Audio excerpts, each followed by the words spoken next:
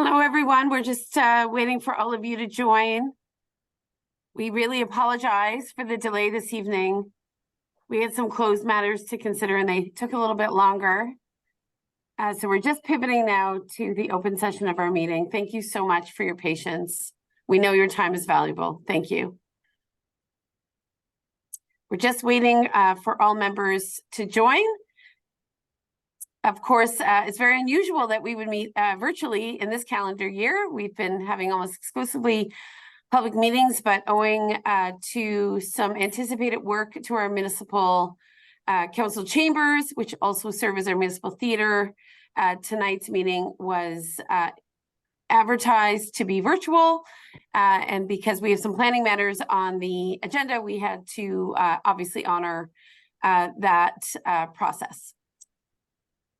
So we're just coming out of closed. I'm going to look to Ms. Jeannot. Do you have everyone admitted, Ms. Jeannot? That is everybody. Okay, excellent. So just as a reminder, council has just concluded a closed session of its meeting. We are now in our open session of council meeting number 42, being held on Wednesday, September 13th. Commencing at 5:30, but of course our open session is commencing at 6:52.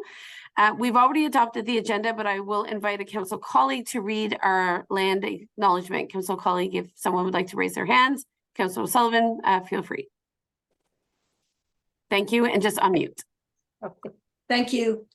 The municipality of North Grenville acknowledges that the municipality operates on the unceded and unsurrendered territory of the Anishinaabe. We honor the historic relationship of the Haudenosaunee and the Huron-Wendat peoples to this land. We recognize all First Nations, Métis, and Inuit who now call North Grenville their home. We respect and support the need for cultivating a strong relationship with all Indigenous peoples, and we look forward to continuing the conversation and fostering the path towards reconciliation. Thank you very much, Councilor O'Sullivan. So once again, the agenda has already been adopted. So we will just one more time look for disclosures of interest. Certainly, we did this at the beginning of the commencement of our meeting before going into closed, but I'll just look one more time for any disclosures of interest.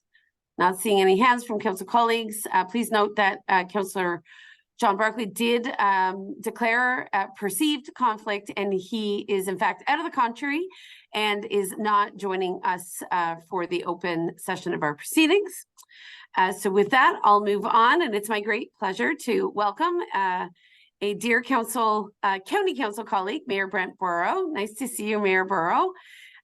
Mayor Burrow is with the Township of Elizabethtown Kittley and also is quite involved with the redevelopment of Sherwood Park Manor, which is another long-term care home in our counties. And with that, I'll turn things over to Mayor Burrow for a brief presentation on some of the efforts to expand and improve another very well-regarded long-term care home in our region. Go ahead, Mayor Burrow, and thank you again for your patience. Great. Thanks very much, Mayor Peckford, and very happy to be here. Thanks for affording me a few minutes to speak to you about this important issue, and no problem with the timeline. Believe me, I know how these things go. I've had to issue similar apologies on more than one occasion, so all good.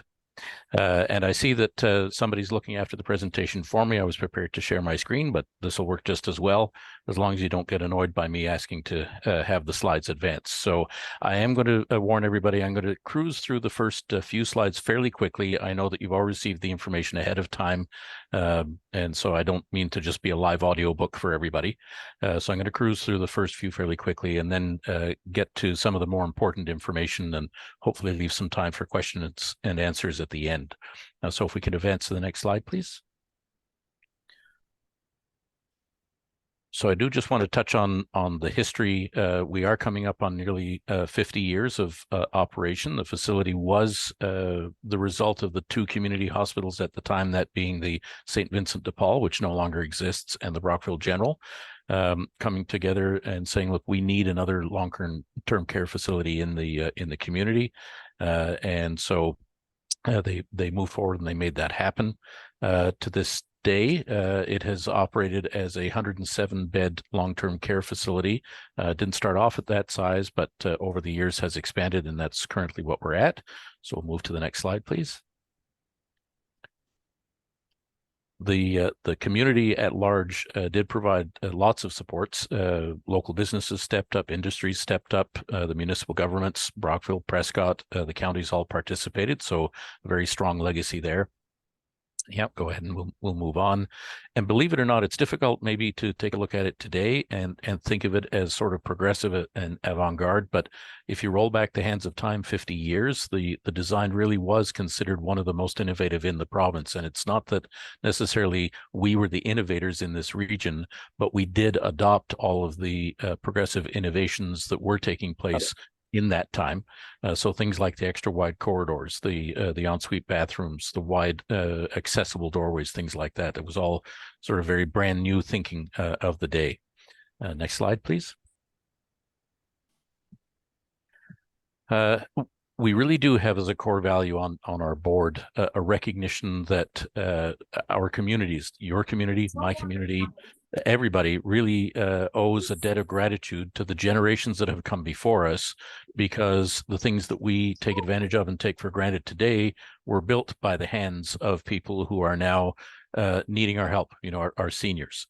And so we're very acutely aware to the desperate need in our region. You know, if you take a look at the waiting lists, they're extremely long and deep, and we really do want to pay tribute to the generations that have come before us. So we'll move on to the next slide. Some of you may or may not be aware of Sherwood Park already, and may have had some awareness over the years. If you have heard stories over the years about Sherwood being in trouble, they're absolutely true. For many years, it struggled to keep up with the demands of aging infrastructure.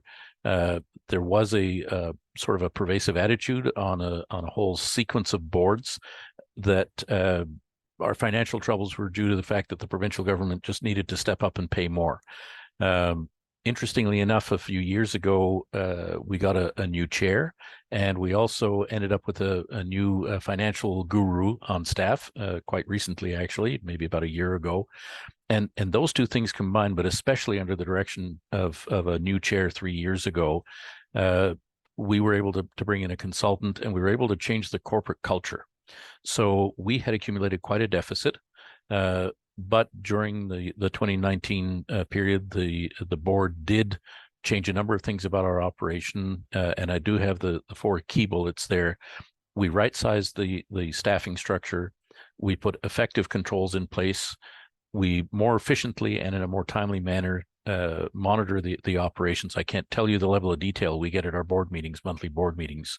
I know as municipal animals, you know, we're trained to stay out of the weeds, but this is one case where I find that being in the weeds makes a huge difference in keeping control of the purse strings. And probably the most significant thing was to align our operations directly with the provincial funding envelopes. It didn't make any sense to be operating in a fashion where, you know, there are only 4 streams of funding, and if you don't keep track of things in that same context, it's really, really difficult to manage things. So that was probably the most significant change that we made. We roll on to the next slide, please.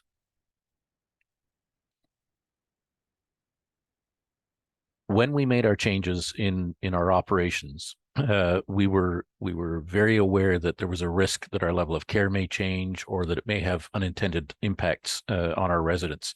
And I'm very happy to report that by anticipating those things and paying attention, we continue to get nothing but positive feedback from our residents and their families.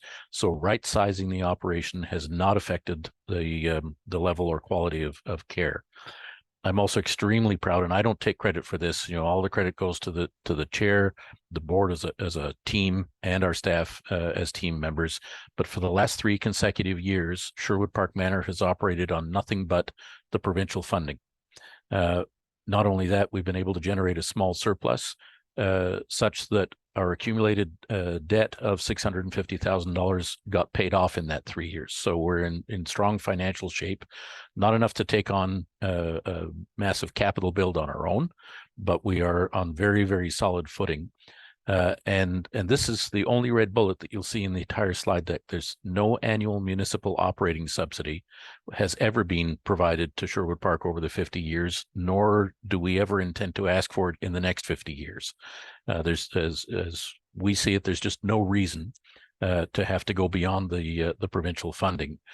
I do want to acknowledge that over those tough times, we did get some funding for roof repairs and some very, critical emergency type issues.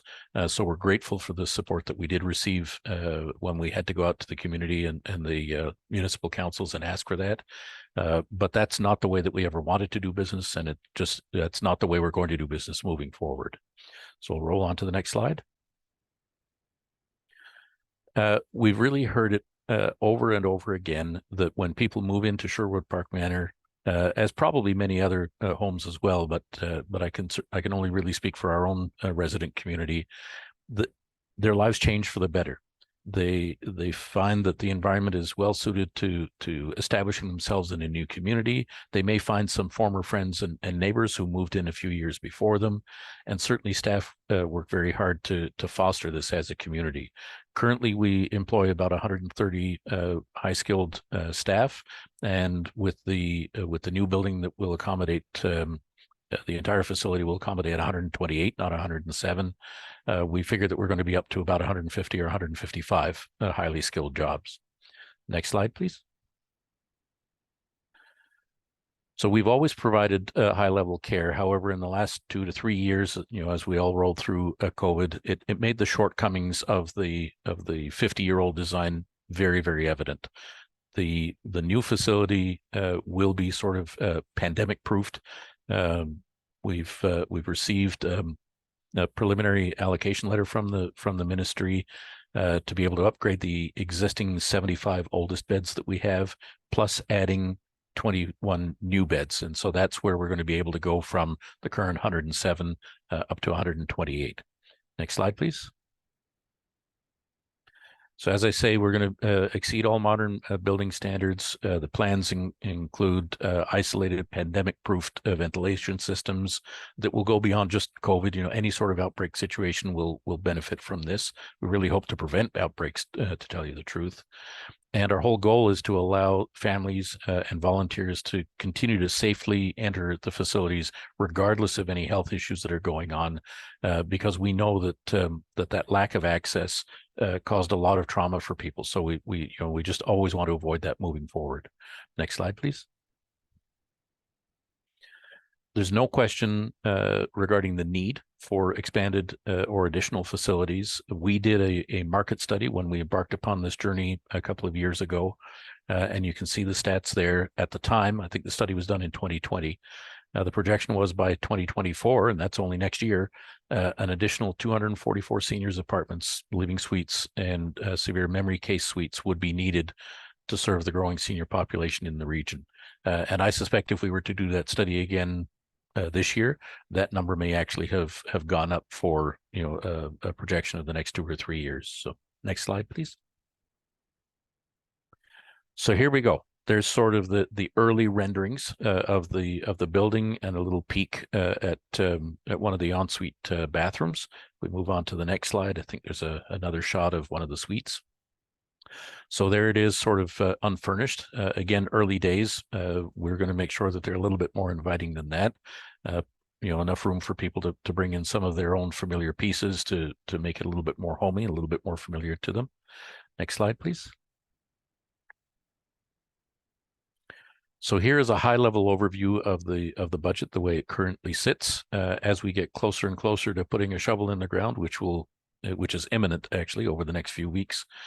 These numbers are being refined all the time, but I don't think they're going to change very much from what we're seeing here. So an overall cost of approximately 41 million. By the way, if you do the math, there's a little bit of rounding error here. So it looks like there's an extra million either got produced or missing, depending on whether you add or subtract, but that's just due to rounding.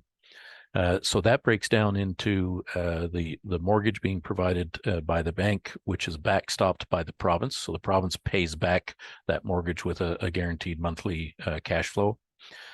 We need 5 million in community support, which includes the general community and the municipal community.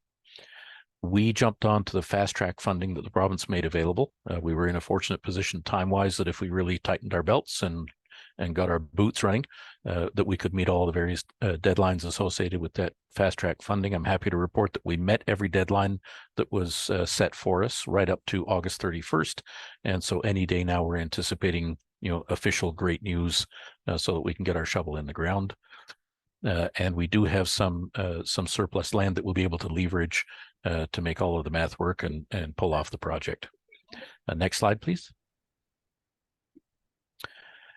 Before starting on this, we wanted to make sure that we were not going to be in for any surprises. And so we engaged a professional fundraising firm, and their approach was a little bit different than anything I'd seen before. They didn't engage to go out on our behalf and ask for money. They went out to the community and got us a sense of people's impression of our facility. Would they support such a project? To what extent? So it gave us those insights rather than just starting right off, with their hand out. And we were quite surprised by some of the feedback that we got. So, there are the stats. 90% of the interviewees have a good or excellent impression of the facility. 2/3 believe that the community would respond positively. Nobody actually said that they wouldn't respond positively. The remaining roughly third was simply undecided. They just didn't know. But nobody actually said, "Oh no, I don't think you're going to get support." Roughly a third of the businesses said they would be willing to donate, and over half of the individuals who were approached said that they were willing. So that seemed like a good starting line for us. And so we moved to the next steps. On to the next slide, please. Yeah, we can skip over that one. You've seen that one before, but that's sort of the features and benefits. The next 3 slides have some quotes. I'll ask you to go to the next one. It's my favorite quote of the many that we've harvested. So I will take just 30 seconds to read this one. "Thank you so much to everyone who lovingly cared for my precious mother during her stay at Sherwood. Thank you to the residents for their friendship.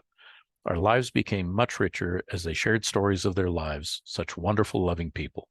May all the goodness that Sherwood shares with others come back to you in countless ways." So there again, that goes back to the theme that I talked about earlier, that people say routinely their lives change for the better when they move into our facility. So we'll go on to the next slide. I think is another quote. We'll skip. Yeah, go ahead and skip that one. So on to the next one. There we go. Perfect. So again, by engaging those fundraising consultants and them going out and getting sort of the pulse from the community, they came back and told us that based on their experience and the demographics in our region and the results of the survey, a realistic community at large number would be 3.5 million. In order for the project to work, that left us needing at least 1.5 million from the municipal sector to bring us up to that $5 million gap that we have in the project.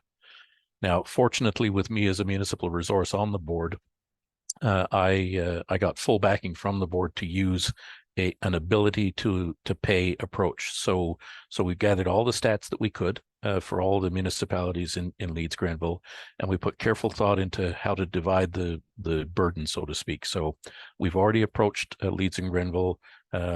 We haven't had an answer back. I imagine that will be coming as 2024 budget deliberations take place. But we have asked them for essentially $2 per capita over 5 years. And that left us with approximately $1 per capita over 5 years from the lower tiers. But we tweaked that so any given municipality may find themselves at like $1.02 or maybe 95 cents. And that was based on, we wanted to also take into account a certain percentage of the levy. So no more than 0.15% of lower tiers levy. And similarly, no more than 0.004% of total assessment. So we really tried to be sensitive and fold in that ability to pay.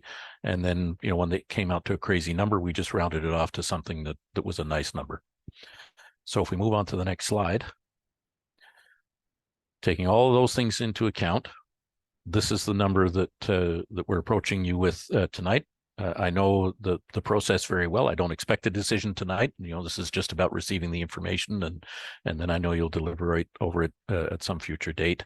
We've taken the liberty of presenting a couple of examples of what that might look like. if you're comfortable committing, part of a following term and doing this over 5 years, then it would work out to 18,000 a year. If this is something you want cleaned up by the end of your own term, that might look like 30,000 a year. The one thing I will mention, this is new information as of yesterday, in order to secure the mortgage with the bank, we're checking with them as to whether they are going to view municipalities in the same way as just general community pledges. They would like us to have $2 million in cash by the end of February. And what we want to clarify is that since municipalities are perpetual entities, will they consider a 3 or a 5 year pledge by a municipality to be the equivalent of cash in the bank, or do they actually want that contribution with cash? So we'll follow up with a letter to you and let you know whether, if you can, to either debenture or reserve that and then deal with that internally. If we don't have to ask you for that, we won't. We're certainly hoping that they're going to recognize the perpetual nature and allow us to just cash flow this from you on an annual basis rather than as a lump sum. So we'll get back to you with that little detail. And I wish I had that answer already, but that was a little wrinkle that cropped up just yesterday. So I think that brings us to the end. And if I went over, I do apologize, but a lot of information to try and paint the picture for you. So back over to you, Your Worship. Yes, thank you very much, Mayor Burrow. And certainly I think in the context of our upcoming budget deliberations, that's probably where this item will reemerge, if you will. But just quickly, I'll just go to council colleagues in the event that they have questions on this particular delegation. Councillor Sullivan, go ahead. Thank you, through you, Madam Mayor, to Mayor Burrow. Kudos to the improvement in your financial status over the past few years, and big kudos on your focus on quality of care for the residents of the manor, and the financial stability, how you've turned things around. I think that's amazing, and I'm really happy about that. I'm just curious, the innovation that was put in place 50 years ago to have only private or semi-private rooms and ensuite bathrooms and extra wide corridors, which would allow for more social distancing, all that kind of stuff. How did it affect? I mean, I know this was put in place 50 years ago, but there are other long-term care facilities that are older and perhaps are more crowded, etc. I'm wondering, how were your COVID outbreak numbers during the pandemic? Did this reflect better outcomes? I think I have to give credit to all the facilities in the area during that time, because as I recall, we didn't record a single death as a result of the COVID situation itself. And I think that holds true of all of the facilities in Leeds Grenville. But we were certainly, considering that we had come from challenging times, roll back to 2019 is when we made the changes, and COVID, happened at the beginning of 2020. So we were only a year into the changes, and we really weren't sure, what to expect. We were already under a lot of strain. So I'm really proud of the fact that we got through. I know it was over a year. I think it was into the 400 and some days before we even had our first case of COVID. So I'm extremely proud. I'll put ourselves alongside any of the other facilities in Leeds or in Grenville, all of which I think reacted very, very well. So I think everybody deserves credit for that. Yeah, no, absolutely. I think a lot of credit goes to the probably the nursing staff and the facility structure and how it was laid out. So good job, everybody. So thank you very much for the information. Great, thank you. Quickly, Mayor Burrow, for some of our residents, maybe the outskirts of Brockville feels a bit far. So any sense of the distribution of long-term care residents from across the counties? Yeah, I don't have that stat right off the top of my head. I can certainly follow up with that information to make sure that it's accurate. The interesting thing is that I know it's very intuitive for people to think about, well, how many people from my own community are at that facility? The reality is that the selection process for the waiting list is such that people even far beyond Kemptville, North Grenville, may end up at these facilities. It would be the same at Mapleview, St. Lawrence Lodge.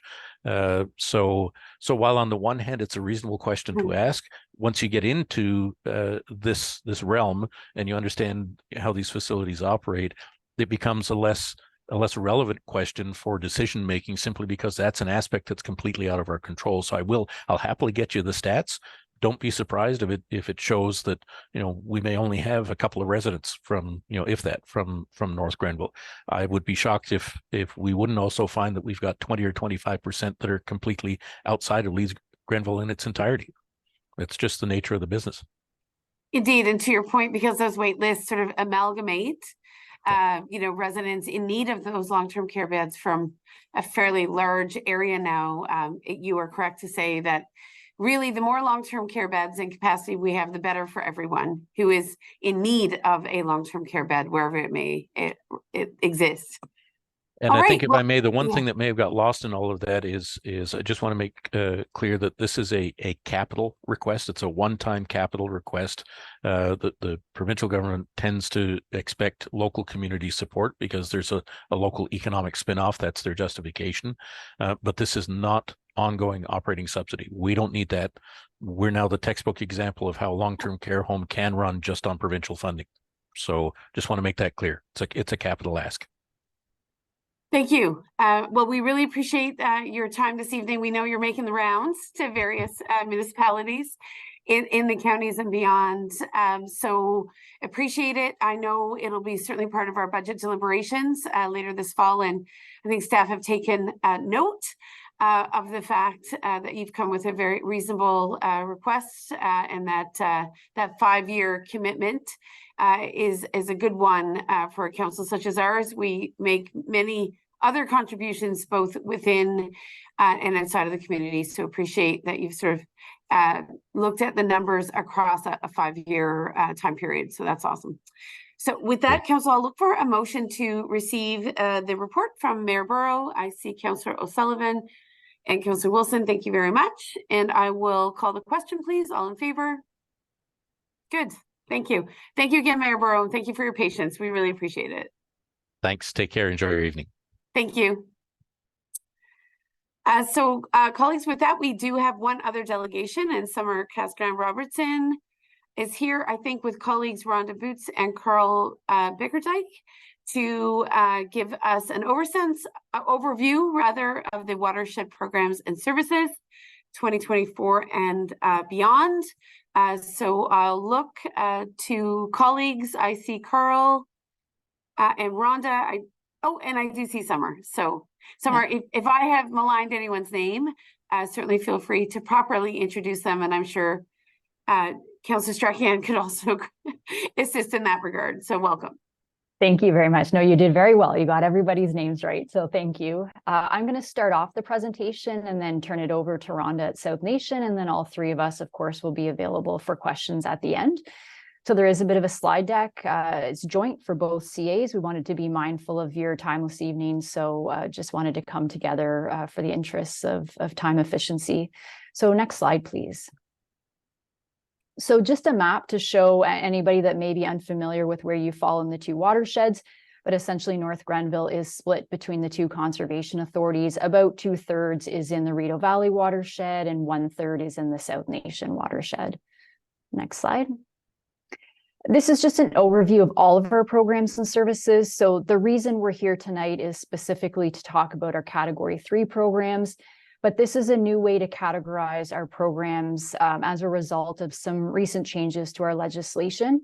So the majority of what we do is on behalf of the province, and a lot of our programs and services are mandated through the Conservation Authorities Act.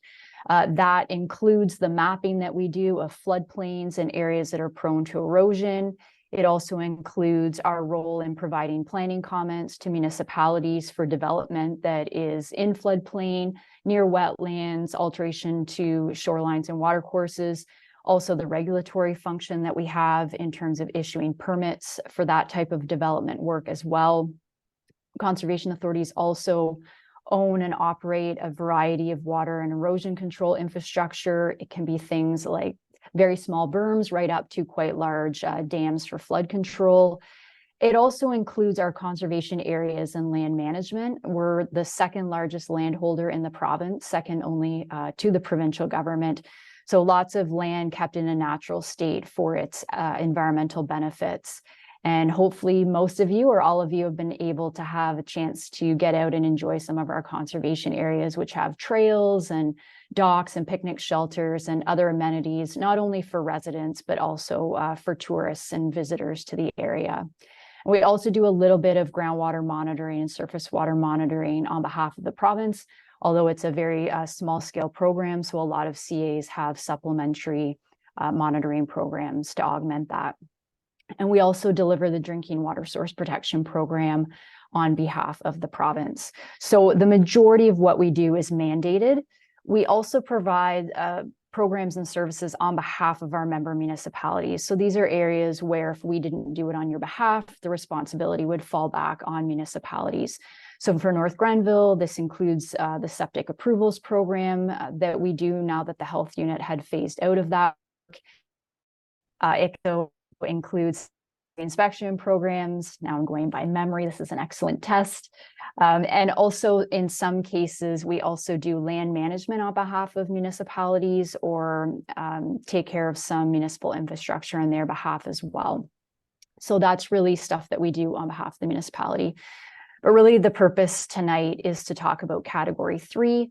So these are largely programs and services that over many decades, our boards of directors have determined that they're required to meet the needs of our local watersheds. So they're programs that maybe were developed to address watershed conditions, watershed health, or just based on the topography and nature of the watershed itself. And actually, next slide, please. So the reason we're here is that starting January 1st, the provincial government is now requiring us to have signed written agreements with all of our member municipalities to be able to continue delivering our Category 3 programs and services with municipal levy. So this is not a new ask. We're not creating any new programs. We're not asking for any additional funding. It's just we're now required to have written agreements in place to be able to use the existing amount of levy that you provide to us for these Category 3 programs and services. And so for the Rideau, there's 2 program areas that fall in Category 3. And for South Nation, there's 3 program areas. And we'll just take a few minutes to cover those. Next slide, please. So for the Rideau Valley, we have 3 key private land stewardship programs. So private land stewardship is where we work with landowners to help them do projects on their property that improves watershed conditions. So for us, the big 3 is tree planting, clean water program projects, and shoreline naturalization. So we've been doing tree planting since 1984. We've planted 7 million trees over that time period. I was pleased to see we've planted almost 200,000 in North Grenville alone. So it's definitely a program that your residents are able to make use of. And we average about 200 to 250,000 trees a year going in the ground. We also have a rural clean water program that's very much aimed at farmers and rural property owners, where we provide grant money to undertake projects that would improve water quality.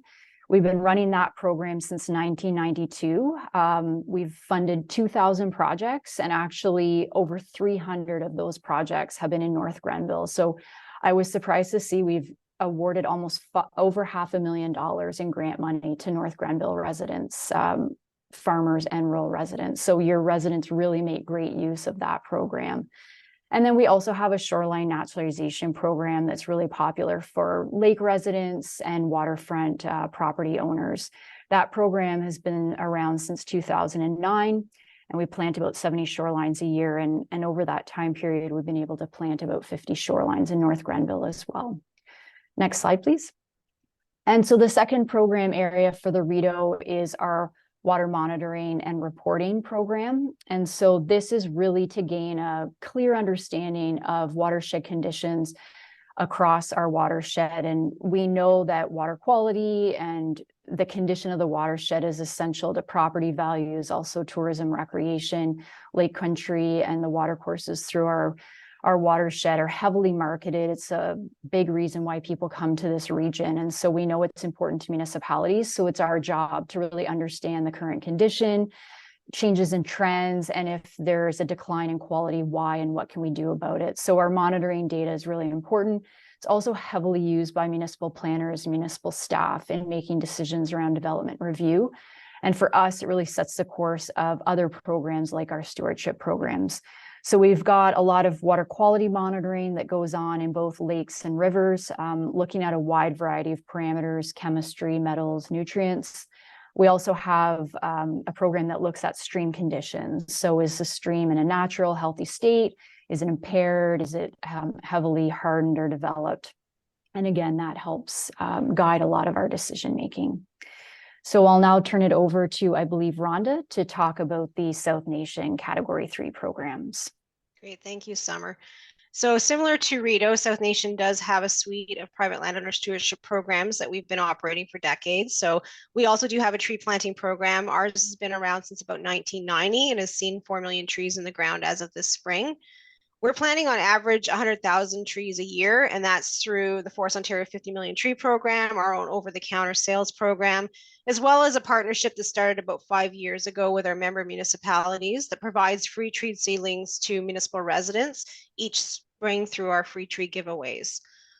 We have made some adjustments over the last year or so to improve our cost recoveries on this program, being mindful that there is a levy contribution that goes to support the staffing that's required to really deliver a full service tree planting program to residents. Our clean water program has been around since 1993. The graph that you see on the slide just gives you a snapshot of where the funding has gone to the different project types. So the majority of our projects have been nutrient management related. It's important to note that the total value of these projects is about $13 million. And that's money that really is reinvested into our local economy. So our landowners are purchasing materials and supplies, within their communities, and they're hiring contractors and professional services locally. So it really is a reinvestment back into our local communities and region. And then our last suite of projects is our habitat restoration. So it's work with private landowners across the jurisdiction to do habitat restoration projects. Over 80% of the land in Eastern Ontario is privately owned. So if we were only to focus efforts on our own properties, we wouldn't have a success at a watershed scale when it comes to environmental improvement. So really having an opportunity to support landowners in doing restoration projects is key. So the habitat restoration is projects that are funded with external grants. So municipal levy really for this program supports the staffing resources that we need to apply for grants, and when successful, help landowners work through project implementation, and then the reporting that comes with these external funding programs, which sometimes can be quite overwhelming for individuals that aren't used to dealing with these types of funding programs. We've been able, and we're quite successful in securing external grants. And over the last 5 years, we've seen a tripling of our investment. So we've raised over $500,000 for about $173,000 investment from South Nation on a number of different projects. Mostly recently, these have included wetland restoration, grassland habitats, and some shoreline buffers as is shown in the photo on this slide. Next slide, please. We do have some education and outreach programs that are not strictly related to our core mandate. These really focus on reaching out to local communities to promote our programs and services, foster that landowner stewardship, engage communities and get them connected to their local environment, and youth education for our future environmental custodians. These projects are delivered on a cost recovery basis through grants, fundraising, and user fees. And the contribution again here supports staffing that's required to do the fundraising initiatives and external funding. So that's where your levy dollars are in this program. And we also have $10,000 a year that we budget for community environmental grants. These are grants that help community groups to complete projects like tree planting, river cleanups, fishing derbies, community gardens, and pollinator initiatives, just to name a few. Next slide, please. Carl, did you want to take this one? Sure, thank you. Good evening, members of council. Land securement and the land securement projects is near and dear to me. I've directly managed the program a few times over the last few years, and the current staff member Pat Pitts, who manages our land securement projects, is actually a resident of North Grenville. So he's always looking for good properties for us to secure and put into the public trust. I'm happy to say that we're able to turn in good years, which have been the last 2 to 3 years, we've been able to turn each municipal levy dollar into 3, sometimes 4 times as much value when we bring in federal funds and when we bring in tax benefits as well. So we're able to leverage all those different resources, both levy, federal funding, and tax benefits to bring hundreds of acres of land into public ownership each year, and that's just an element that feeds into all of our other programs that Rhonda mentioned. So whether it's tree planting on those lands, or whether it's wetland restoration projects, it's kind of a pipeline of new projects for us. Thanks. Next slide, please. So as Summer mentioned at the beginning, we are required now under the Act to have cost apportionment agreements in place for these programs and services by the 1st of January. What we're proposing both for Rideau and for South Nation is a multi-party agreement. This is reflective of our watershed approach, which is core to conservation authorities. And we're also mindful of trying to reduce the burden of administration on multiple agreements in the future. So we're proposing one multi-party agreement for Rideau Valley and another one for South Nation. These agreements set out the maximums that we are proposing. So again, this is not new funding. It's taking a portion of the levy you pay and allocating it towards these programs and services in an agreement. So for South Nation, that's 12% maximum per year for those 3 program areas we discussed, and 20% maximum for the 2 programs that Summer mentioned. The Act does require us to have a 5-year renewal clause in the agreement, as well as a notification clause for things like amendments or cancellation. So there is a 6-month clause in for that. What we're proposing is a 5-year term with an automatic 5-year renewal if all parties are satisfied based on that first 5-year review. So that's the draft agreement that we've provided for your consideration. And if I could have the next slide, please. This is just a summary of estimated budgets. So what does this mean in dollars? Again, the process, we're not proposing to change anything from what we've done already. Levies are set based on a modified current value assessment. The apportionment numbers you can see there for the municipalities in the middle column. These are the 2023 apportionments. And in the column on the right in both tables is our estimate for the Category 3 programs and services. So again, for South Nation, the column in blue on the right is 12% of your levy contribution. So for North Grenville, that would be just slightly under 7,000. And for Rideau, in the green, about 21,500, again at the 20% maximum.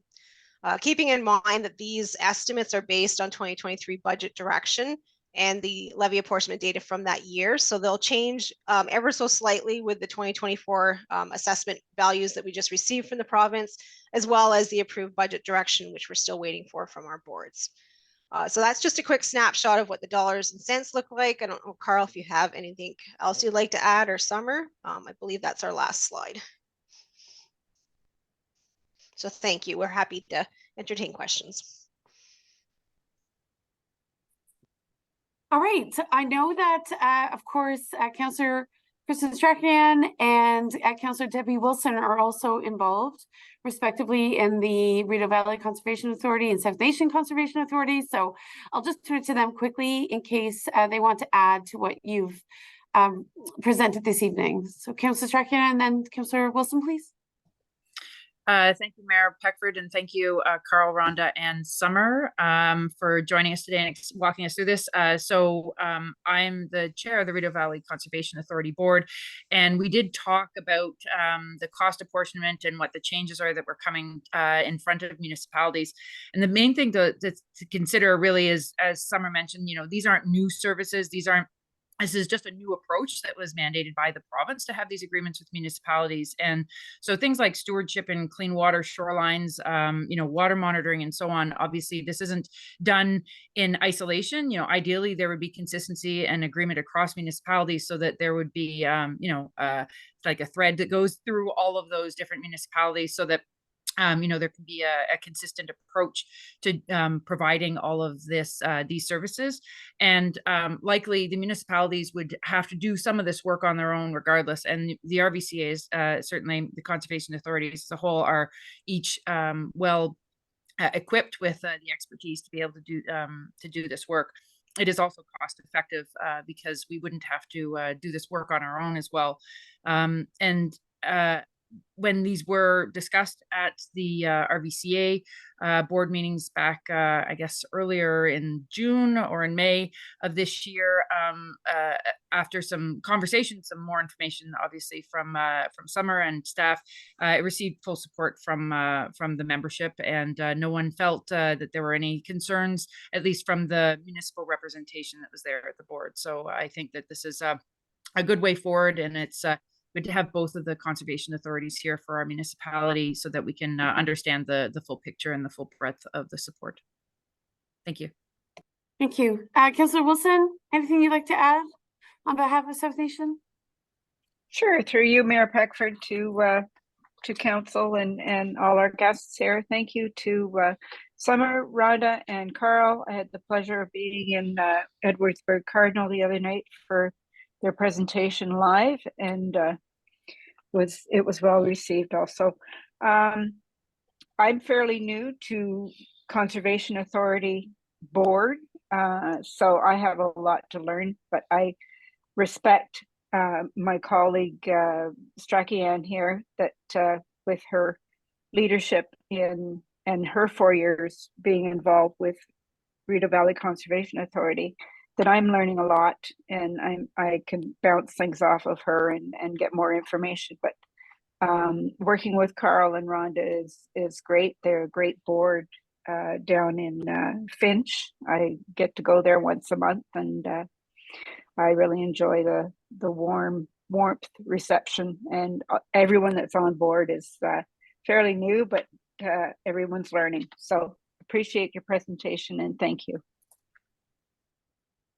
Excellent. So any other questions, or I should say any questions, council colleagues, now that we've received the presentation? Of course, we know what valuable work conservation authorities do across the province. So we're very pleased to see that despite some changes, you remain more or less on track and are delivering a very significant value add for so many communities, in Ontario. And we appreciate this opportunity to hear a little bit more about some of what you do. And I know we always get questions about watersheds, especially in a high growth community where there is a lot of concern about the health of our aquifers and our capacity to service a growing population, among many other things. So I really appreciate your very close attention and guidance on a lot of those matters. And I know our planning staff are continuously citing some of the work and expertise you offer.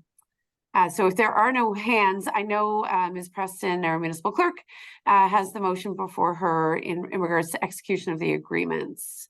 So Ms. Preston, do you want to go ahead? Absolutely. Be it resolved that Council received the presentation titled Watershed Programs and Services 2024 and Beyond, and authorize the clerk or their designate to execute the agreement between the municipality of North Grenville and local conservation authorities. Excellent. So I'll look for a mover and a seconder. I think it's fitting that Councillor Strachan and Councillor Wilson move in second, given their roles on two of the boards. And I don't see any hands, council colleagues. We are down one councillor this evening. Councillor Barkley is celebrating his 67th birthday in Amsterdam. He did join us earlier, but he's not part of our open session. So I will call the vote. All in favor, please. Good. Thank you very much. We appreciate the collaboration among conservation authorities and the engagement we have between council and both of your agencies, and I'm sure we'll be seeing you again soon.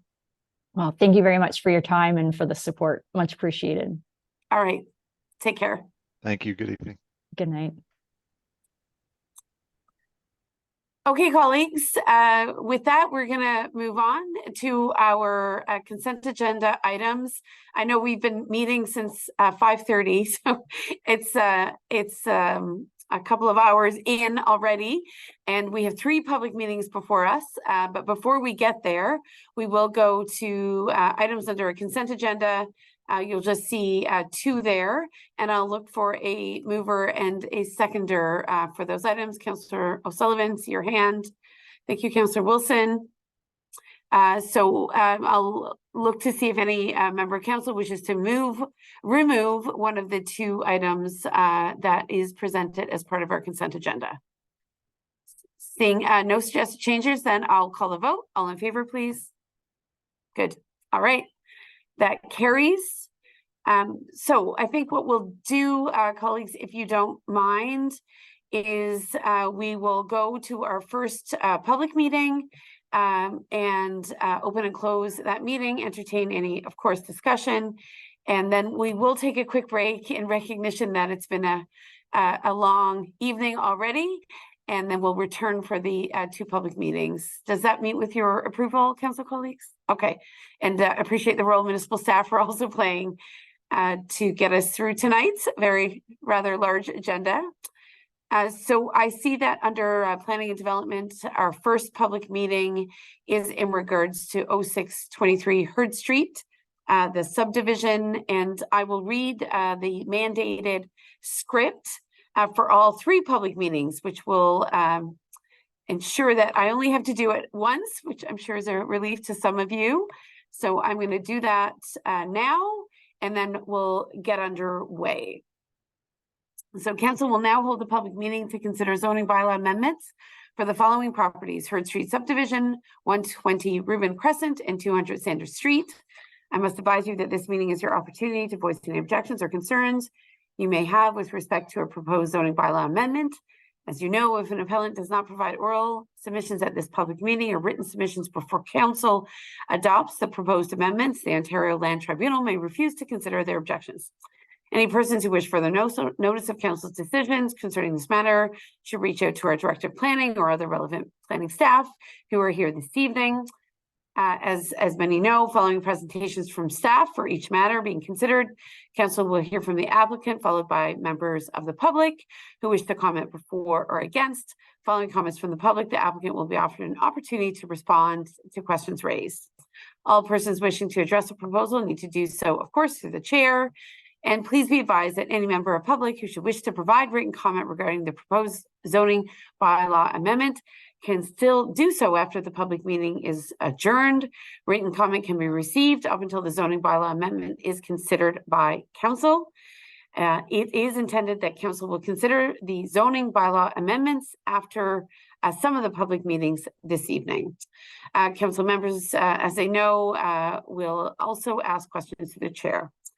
And I think we will now declare our first public meeting open. Is that right, Ms. Martin? Are we good to go on the first one? That is correct, Your Worship. So I think it's over to you for the presentation. That is correct. Thank you. So our first zoning bylaw amendment this evening is for the Heard Street subdivision. We'll just go to the next slide, please. So just a little bit of background on this development. The draft plan of subdivision was granted by the United Counties of Leeds and Grenville on May 4th of this year, which approved in principle, subject to conditions, the development of a 7-lot subdivision. One of the conditions of the draft approval requires a zoning bylaw amendment to rezone the lands from the rural zone to a residential first density zone, and to also recognize some limitations around additional residential units based on the recommendations and findings of the hydrogeological and terrain analysis. Next slide, please. So just for the public and council's benefit, a reminder of where the property is located. It's just on the south side of the Kemptville Creek, on the east side of Heard Street. It is in the urban boundaries of the town of Kemptville. However, there are no municipal services available to the property. The services are in Clothier Street, but they do not cross over the creek at Heard Street. So the proposal for this development would be that the 7 lots are developed on private services. Next slide, please. So in consultation with the developer and their planning agents, we identified 2 of the lots, being lots 4 and 5, which would include the additional residential units. So that would be an additional unit. You could consider it like an apartment within the house, whether it's basement apartment, it could be in an accessory structure. That's to be incorporated later on down the road when the property is developed for the residential use.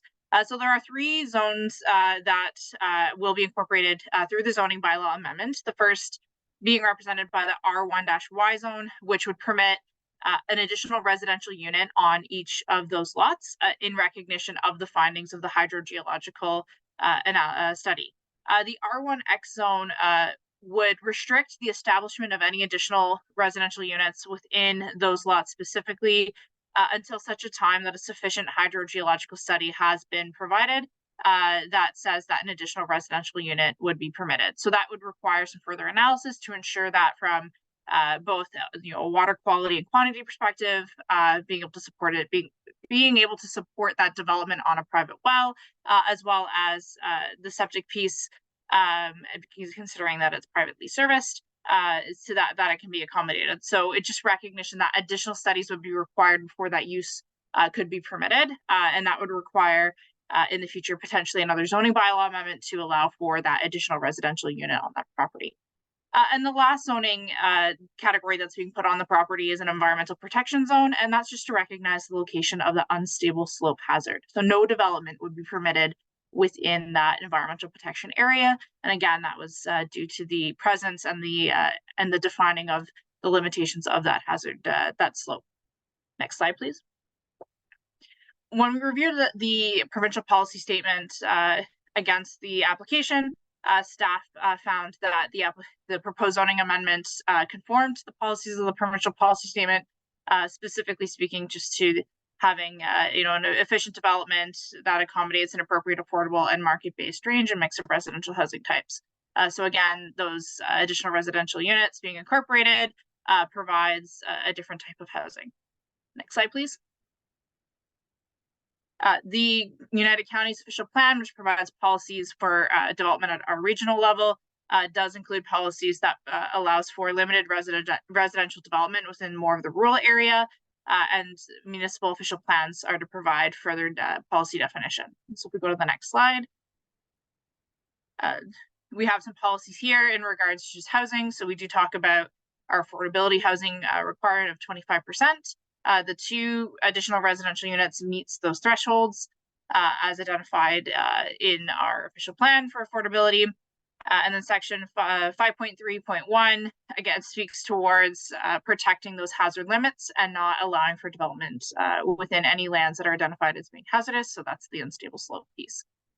Next slide, please.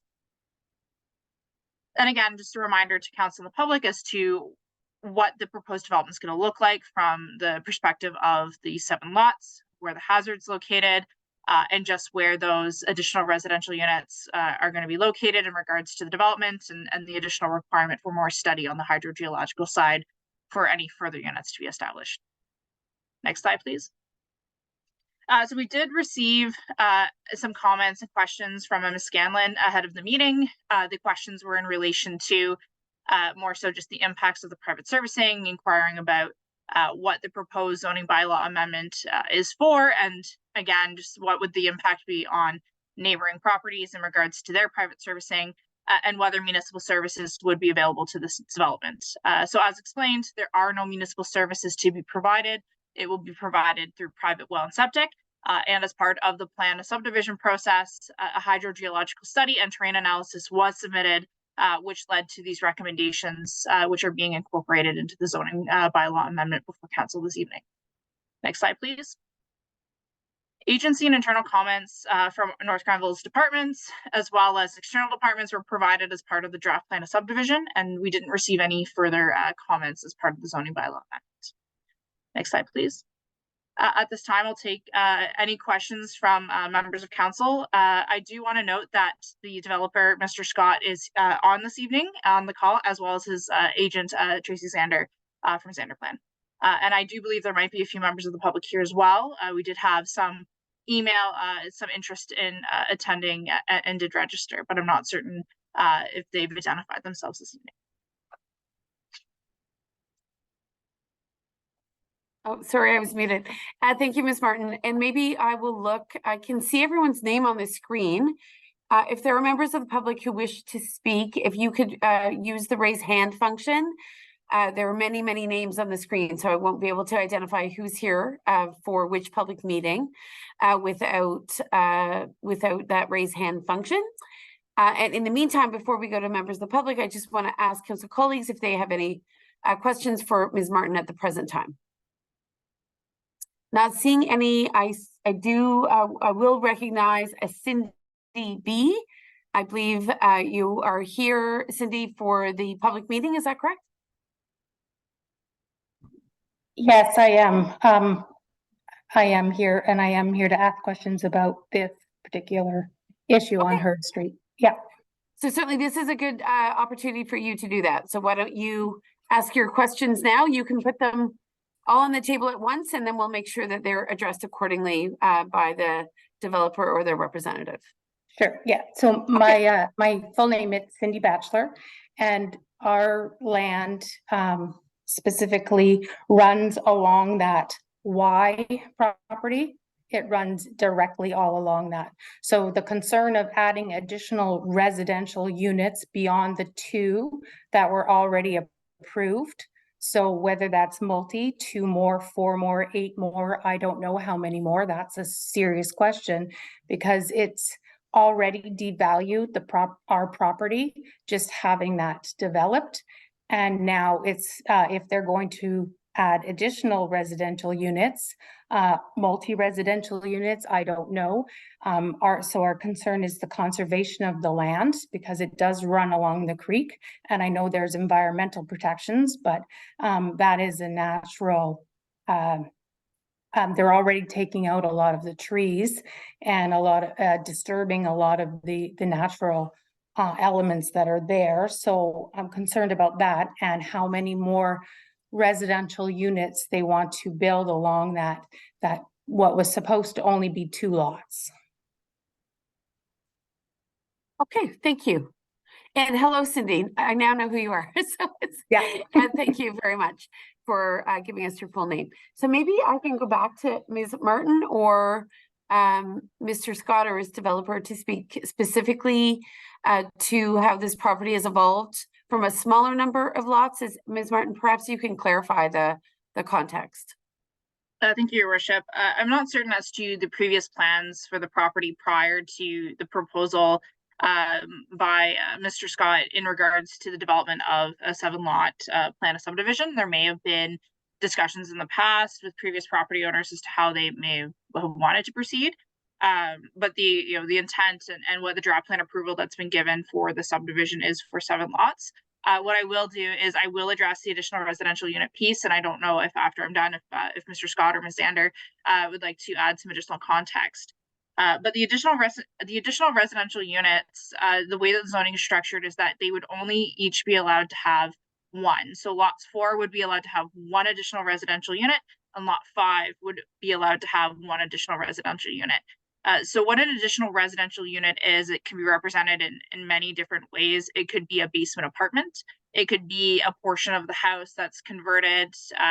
In-law suite is another term that you might hear these additional residential units be called, as well as it could potentially be a garden suite. So an additional residential unit in an accessory structure. We've seen them be incorporated into the upper stories of a secondary structure like a garage.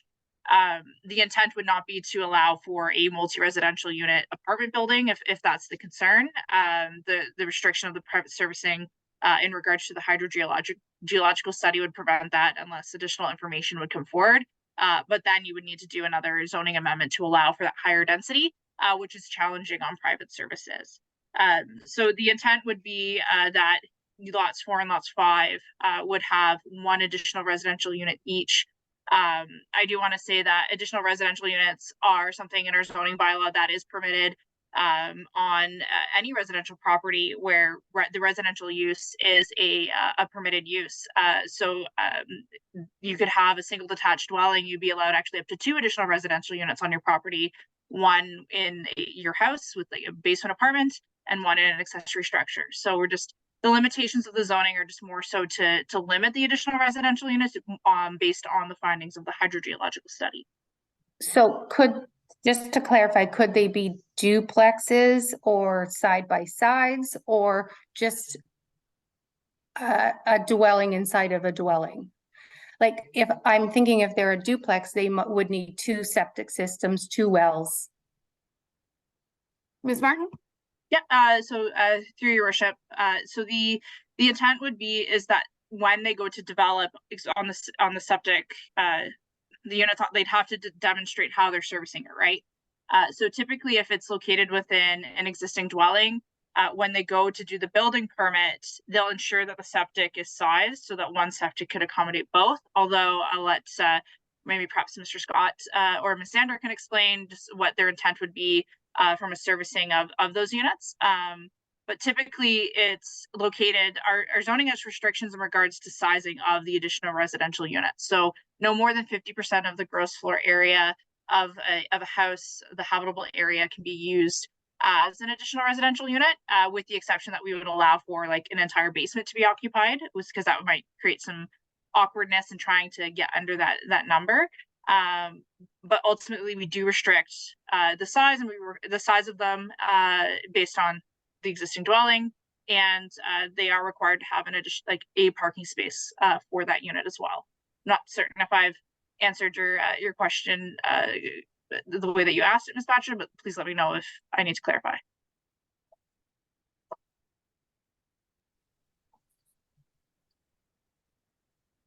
I'm not sure if we still have Ms. Batchelor. I don't see her on the screen. Oh, there she is. Yes, Ms. Batchelor, and any other?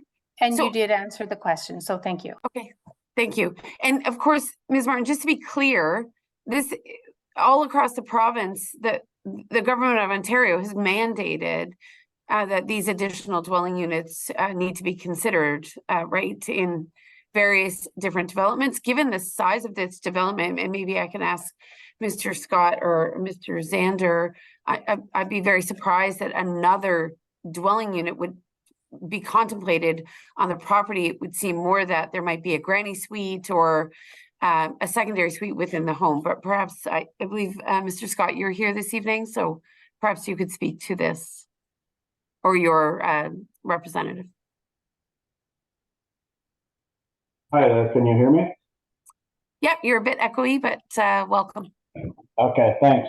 Yeah, it was our intention that we just have the clear ability to maintain most of these homes. The idea is that there'd be the option for a granny flat, designed that way kind of from the onset, where we will have access from within the garage or a separate access from the exterior, just prepping these homes for mostly for the idea of multi-generational living, if and when that need comes for the next few generations. So that's all the real intent of this is just clarifying it on paper that we will be able to satisfy that. And that also came as out of directions from council through the early stages of this, that we needed to incorporate affordable living into our development. So that's exactly where we hit with that.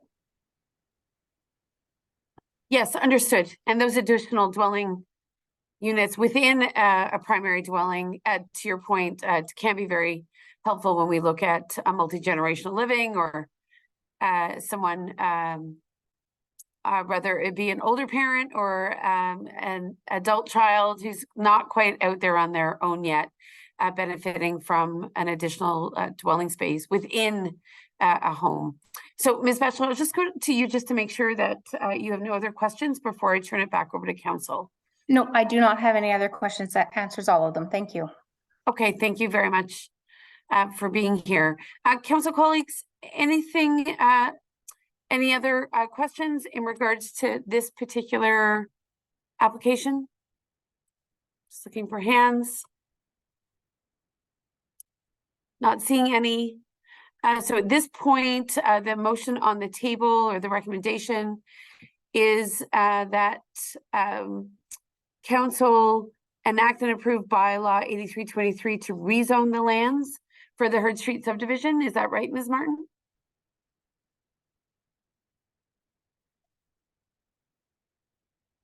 I believe it Sorry, is. that is correct. Okay. So with that in mind, I will look for a mover and a seconder, please. Council colleagues? Councillor Sullivan? Councillor Wilson? Okay. Thank you.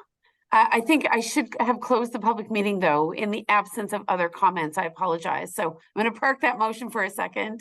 And I don't see any other individuals here who have raised their hands for the public meeting. So I will make that final call. I apologize. Is there anyone else here this evening? I appreciate we're doing this virtually, which is challenging. Is there anyone else here for this public meeting? I'm not seeing anyone. So I'll take this as a confirmation that it was just Ms. Batchelor who had an interest in clarifying some of the terms and conditions of the redevelopment. And with that, we'll go back to the motion. It has been moved and seconded. I'll look for final comment from council colleagues. Seeing none, I will call a question. All in favor, please. Okay, that carries. Thank you, Mr. Scott and Ms. Batchelor for being here, and hopefully you can have some of those conversations as things move forward in the coming months. We appreciate that the development certainly is,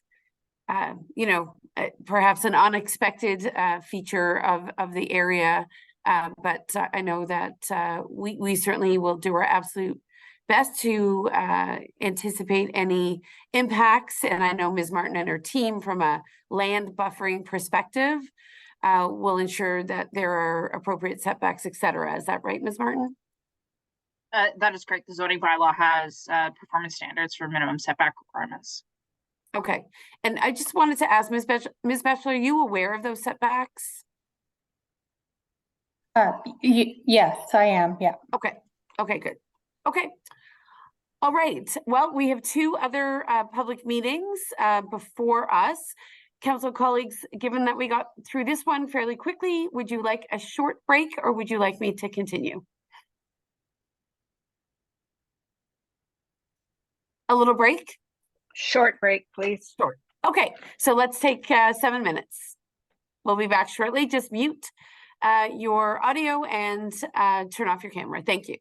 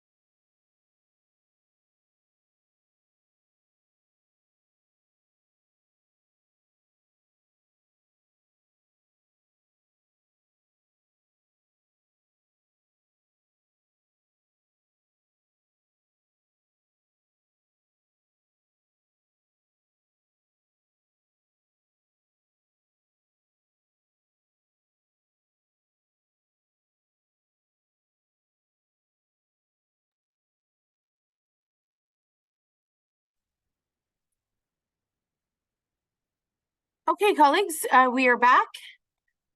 Thank you very much to those who are waiting for their patience. We're now moving on to zoning bylaw amendment 0323 120 Rubin Crescent. It is the new commons development zoning amendment report. And I think it is Ms. Martin who will be introducing this particular proposal, please. That is correct. Thank you, Your Worship. So we'll just go to the next slide. So our next zoning bylaw amendment to be considered this evening is for 120 Rubin Crescent. What I wanted to note is that the property is already zoned residential fourth density exception 6 holding. So the property is already zoned for multi-residential use. Currently, the zoning allows for up to 201 units per gross hectare, and the proposed development being at 109 units represents a density of 152 units per hectare. So they're underneath the max density permitted for the property. The proposal is to build these 109 units between 2 buildings. One is 6 stories in height and the other one will be 4 stories. And I do have some renderings provided by the developer and their team as to what the proposal will look like. So if we go to the next slide, you will see the site location is located within the downtown core of Kemptville, across from the Riverside Park. There is a connection out onto Prescott Street. It's adjacent to the former high school and the Legion as well. So it's in an existing developed area. The lot has been vacant for a very long time, and I think the community has been anticipating at some point that this property would come forward and be developed. Next slide, please. So this is the proposed site plan of the property. I also do have a bit of a landscape plan that was also provided as well that will just show how the property will be landscaped. But as you can see here, the property will be constructed with 2 buildings, building A being the 6-story building and building B being the 4-story building. They will be connected by a walkway or kind of like an annex between the 2 buildings so that they can share an elevator, providing more accessibility throughout the building. And there is a proposed plan, if we go to the next slide, to provide some connectivity out onto Prescott Street from the development. So some of the renderings provided as part of the application, as you can see, just give a bit of perspective of what it would look like from the street from Prescott Street. So you can see it in behind some of the pre-existing buildings along Prescott Street, as well as what the building would look like from Rubin Crescent. Next slide, please. And then the landscape plan as well, just showing how vegetation will be planted on the property to provide more of a look and feel than just buildings and a parking lot. I do want to note there will be underground parking associated with the development as well as surface parking. And at the top, you can see there that the intent would be to create a pathway from the site through to Prescott Street. Next slide, please. So staff undertook a planning analysis looking at our various policy documents that we have to have regard to. The first being the provincial policy statement. And just a summary of some of the comments, some of the policies that apply. There are quite a few policies that were applicable and they can be found within the planning report. Some of the policies I wanted to highlight is that our provincial policy statement encourages development to be compact and supporting a mix of housing types, directing new development to built areas where there's sufficient land, infrastructure, and public facilities. As well as municipal surfacing as the preferred form of servicing. So intensification and redevelopment should be promoted where feasible. Next slide, please. At the regional level, we have the county official plan, which provides policy direction, including that we direct development to settlement areas to maximize on our public infrastructure. So mimicking a lot of the language that we see in the provincial policy statement. Encourages a mix of housing types, including affordable housing options. It encourages that 20% of new unit growth be in the form of residential intensification, which this would hit that box, as well as 25% target for affordable housing, which is to be focused in our urban settlement areas. So New Commons Development is proposing that 30% of the development be affordable. They are a not-for-profit developer, and I do know that their planning agent, Bridget Elchawa, is here this evening, who can speak to the proposal on the affordability side, as well as there's various consultants here as well to answer your questions. So we'll go to the next slide. Our own official plan provides policies as well. It is designated downtown commercial. We do have a target in our official plan that 11% of our development is to be high density, and this certainly would work towards that high density percentage. We have growth management policies that encourage compact farm in the town of Kemptville. and a majority of our development is to be planned to provide a mix of housing types and tenures. So the intent of this development would be a rental building. So the 109 units would be fully rental with an affordability component. So we go to the next slide, please. Further, we do encourage residential developments within our downtown, and then we do endeavor to have that 25% of all new development be affordable. And again, the development proposal for this project is 30% affordable. Next slide, please. So the proposed zoning bylaw amendment looks to address some of our pre-existing zone standards. So the site is existing as it is, and what they're looking for is a reduction in the minimum lot frontage requirement. So looking as well to redefine where that front property line would exist. So we require in the residential fourth density zone a minimum lot frontage of 16 meters. The proposed is 3 meters. And that again goes back to the definition of it being the shortest line, which would then come out onto Prescott Street. There's also a request to reduce the size of the minimum required for a loading space. Just given some site constraints and how it's going to be developed, there'd be one loading space that would meet the zoning bylaw requirements. They're required to have 2, but the second space would be half the size. So instead of being 14 meters by 3.5 meters, it would be 7 meters by 3.5 meters. So the intent would be that this loading space would be for smaller vehicles, while still maintaining a larger loading space for larger vehicles such as moving trucks. The request is to reduce the parking requirement by 30%. Going from 109 spaces down to 85 spaces. That's for resident parking, and going from 29 spaces for visitor down to 10. The minimum aisle width for the undergrounds being requested to be deviated from 6.7 meters to 6 meters. And there's also a request to remove the minimum dwelling unit area from 46 meters and allowing it to be dictated by the building code. This is a supportable request as the municipality has removed minimum dwelling unit sizes in all other zones. This is just a carryover from the specific zone standard. And then the last request is to have the lot frontage being defined as Reuben Crescent instead of Prescott Street. And again, that's just more how the property is oriented and access will be given to the site. If you go to the next slide, please. So the biggest request is the 30% reduction in parking. So as mentioned, the developer is proposing to have 85 resident spaces and 10 visitor parking spaces for a total of 95 parking spaces. Our current zone standards would require 137 parking spaces, being 109 for the residents and 28 for the visitors. That's about a 30% reduction over our zone standards. Next slide, please. So the ITE parking generation model recommends a reduced rate of parking associated with affordable housing units, and that would be 0.99, so just shy of 1 parking space per unit. So that would generate a rate of 108 units if we were to use that standard. So the proposed 95 parking spaces still fall short of those requirements on both the municipal zoning bylaw standards, which is a 30% reduction, or if you followed the ITE, which is the Institute of Transportation Engineers parking generation manual, it's a 12% reduction. Next slide, please. Some other things of note, and I do want to say that a traffic impact study was submitted as part of the submission, and it has been peer reviewed by the municipality's third-party peer reviewer. And I'll get to those comments in a few minutes, but a lot of the comments that are coming forth are from the traffic impact study, which provide a rationale for the reduction in the number of parking spots. So as part of that, our municipal affordable housing strategy did recommend a parking study to be undertaken that would consider alternative parking rates for affordable units. This hasn't happened to date, but we are also undergoing a parking study just specifically within the downtown, which would capture the area in which 120 Reuben Crescent is located. I do also want to note Riverside Park is adjacent, which does offer additional municipal parking to visitors within the area. Next slide, please. Some of the items that were mentioned in the traffic impact study included site design will encourage pedestrian connectivity between the site and Prescott Street and Reuben Crescent. So that linkage path, which currently doesn't exist, will be created to help movement between those two roads.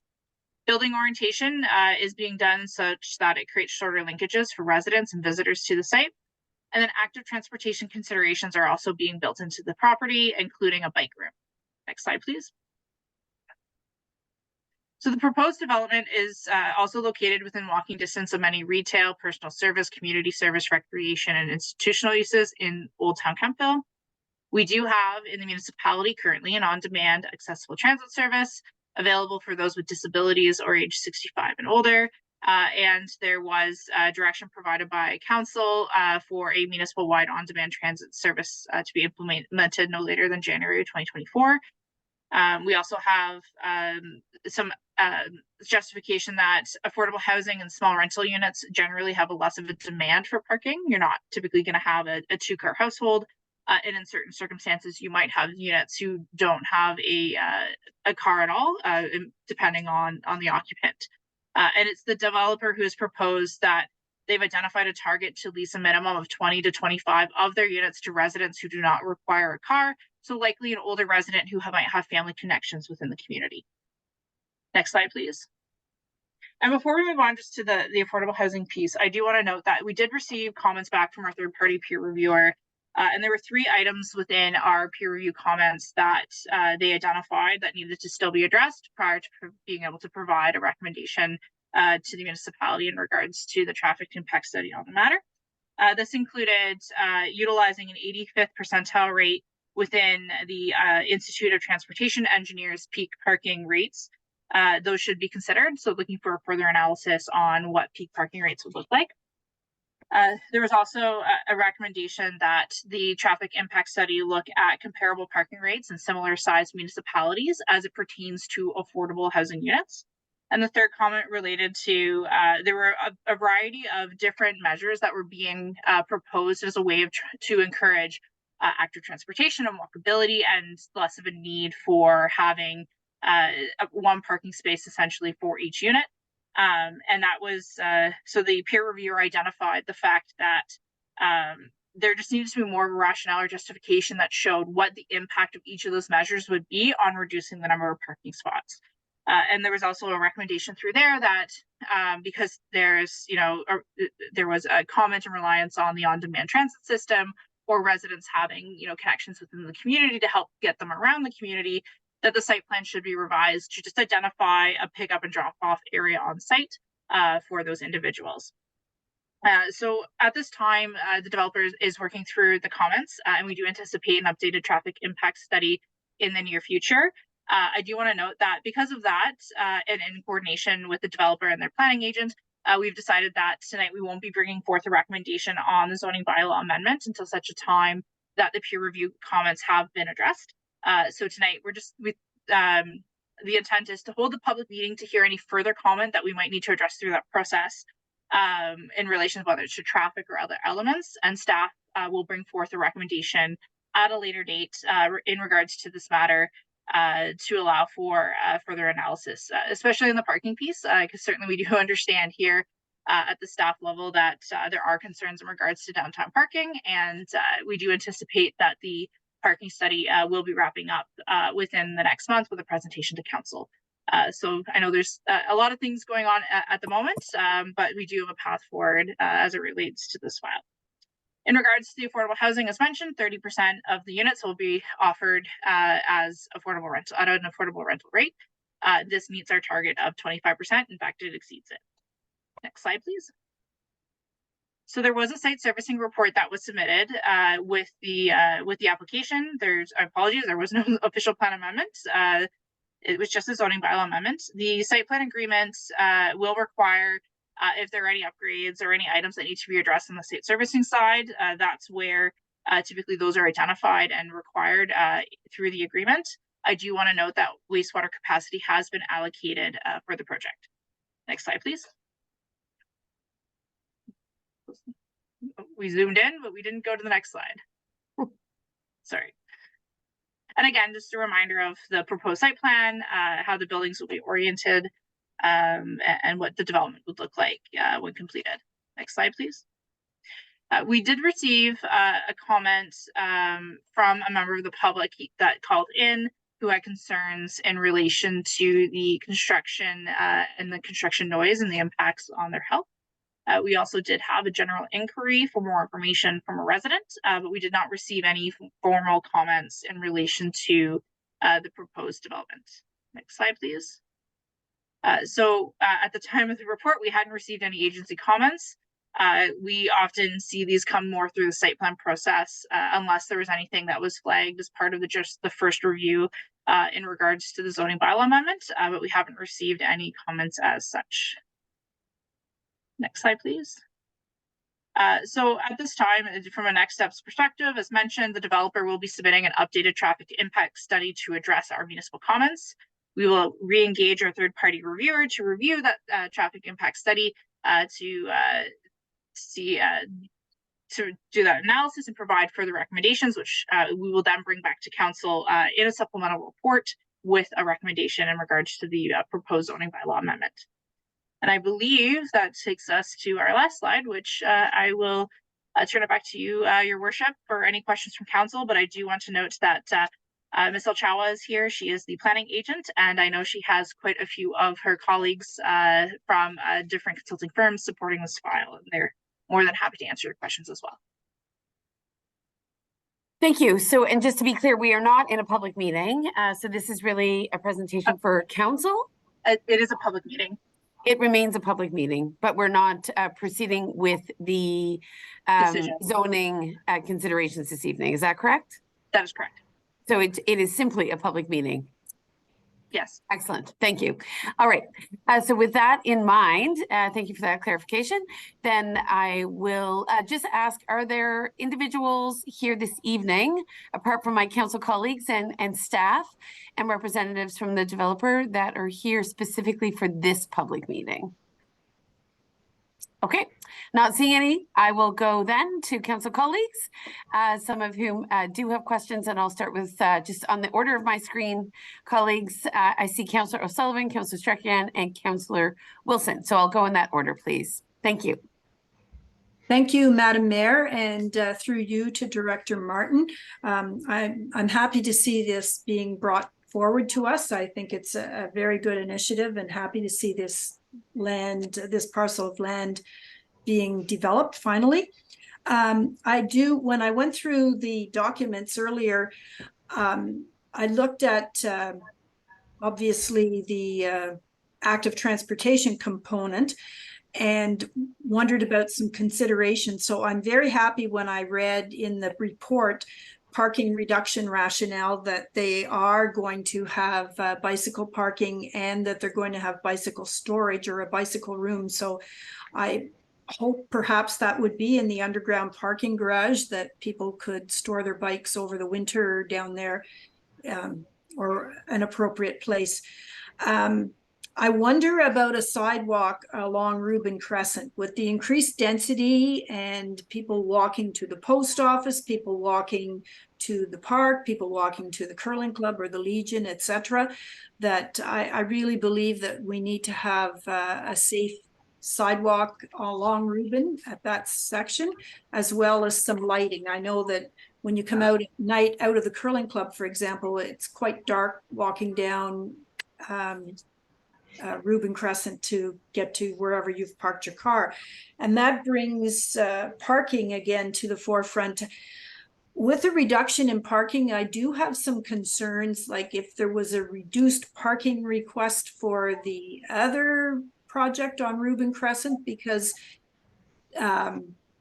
with the increased activity in Riverside Park, the Riverside Park parking lot may fill up, and the curling club has a lot of parking requirements over the winter, as well as now this new structure, this new development. So we may need to seriously look at, is the parking adequate for all of the activity that goes on around Rubin Crescent and Riverside Park. So the sidewalk, bicycle storage for active transportation.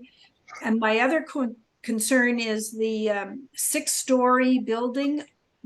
Has Chief Oakham from the fire services been involved in this?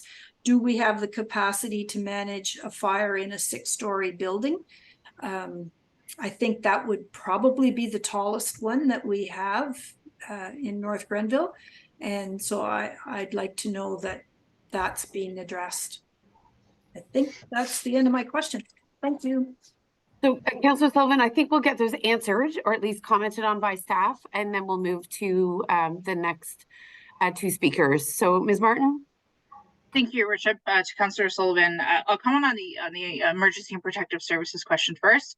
And I do want to note that I've made note of your other items as well. I'm not certain I can address those, but maybe Ms. Alchawa can, or one of the many consultants supporting this file this evening. In regards to the involvement of emergency and protective services, they are circulated on all of our applications. And certainly these are conversations as we start to talk about growth and higher density that we do have with Chief Oakham and his team. What I do want to note is that, you know, I don't want to speak on his behalf in regards to providing comment, and perhaps at the next meeting when we bring forth a report, I can work with him to provide some comments just in general. But I do want to note that oftentimes it's more than from a firefighting capability. In conversations that I've had with our fire chief, there are other considerations such as ensuring that buildings are sprinklered, that there are fire safety plans in place and evacuation plans in place in the event of an emergency where they do have to evacuate the building. But certainly we've had those conversations. We do have a ladder truck. I'm not certain as to which height it would reach. But we've had those discussions at various different points in time when it comes to development. But certainly it's something that I can take back as a question and get some further comment from our fire chief ahead of making a decision on this file. Thank you. Yeah, and Ms. Alchawa, apologies, Bridget, would you like to add further comment? Yes, please. Through the mayor, I'll speak first to the cycling infrastructure. So I just wanted to confirm that there is an indoor cycling storage facility. We've tried to make it as convenient as possible. It has storage for 31 bikes. There is a bike washing station, and there will be a bike repair station available outside. The location might change, but we're looking at under the link between the two buildings. So we have tried to, we'll also include visitor parking and the exterior as well. But we have tried to really consider what cyclists would need. And if someone wants to have cycling as their primary mode of transportation, we want to be able to make that happen.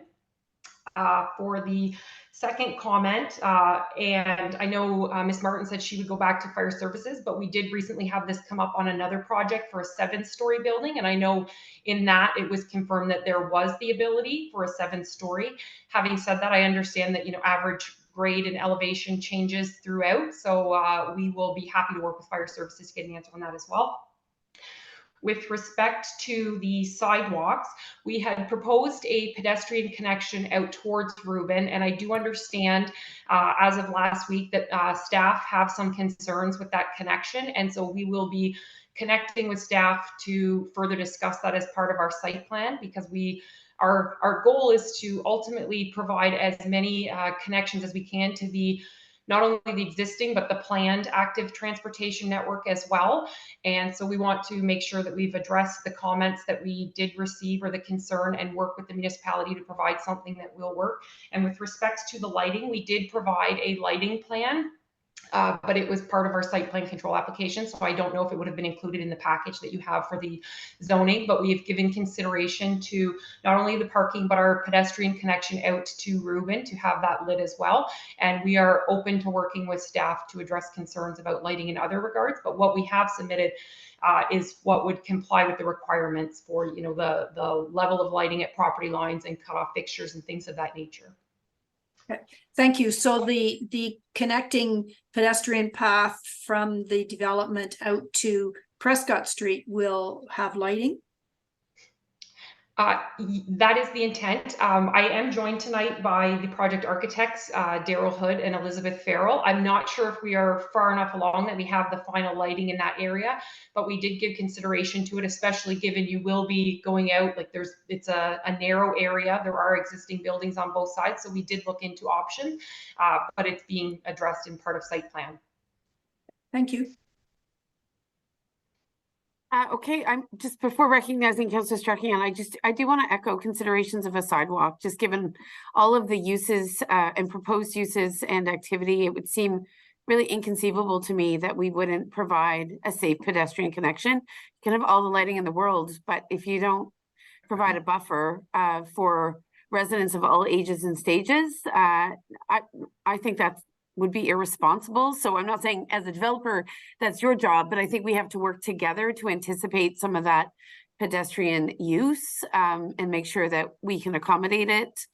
Of course, as part of any of our improvements to infrastructure as we grow. Sometimes the sidewalks come later, and I think this council really believes strongly that they should be embedded in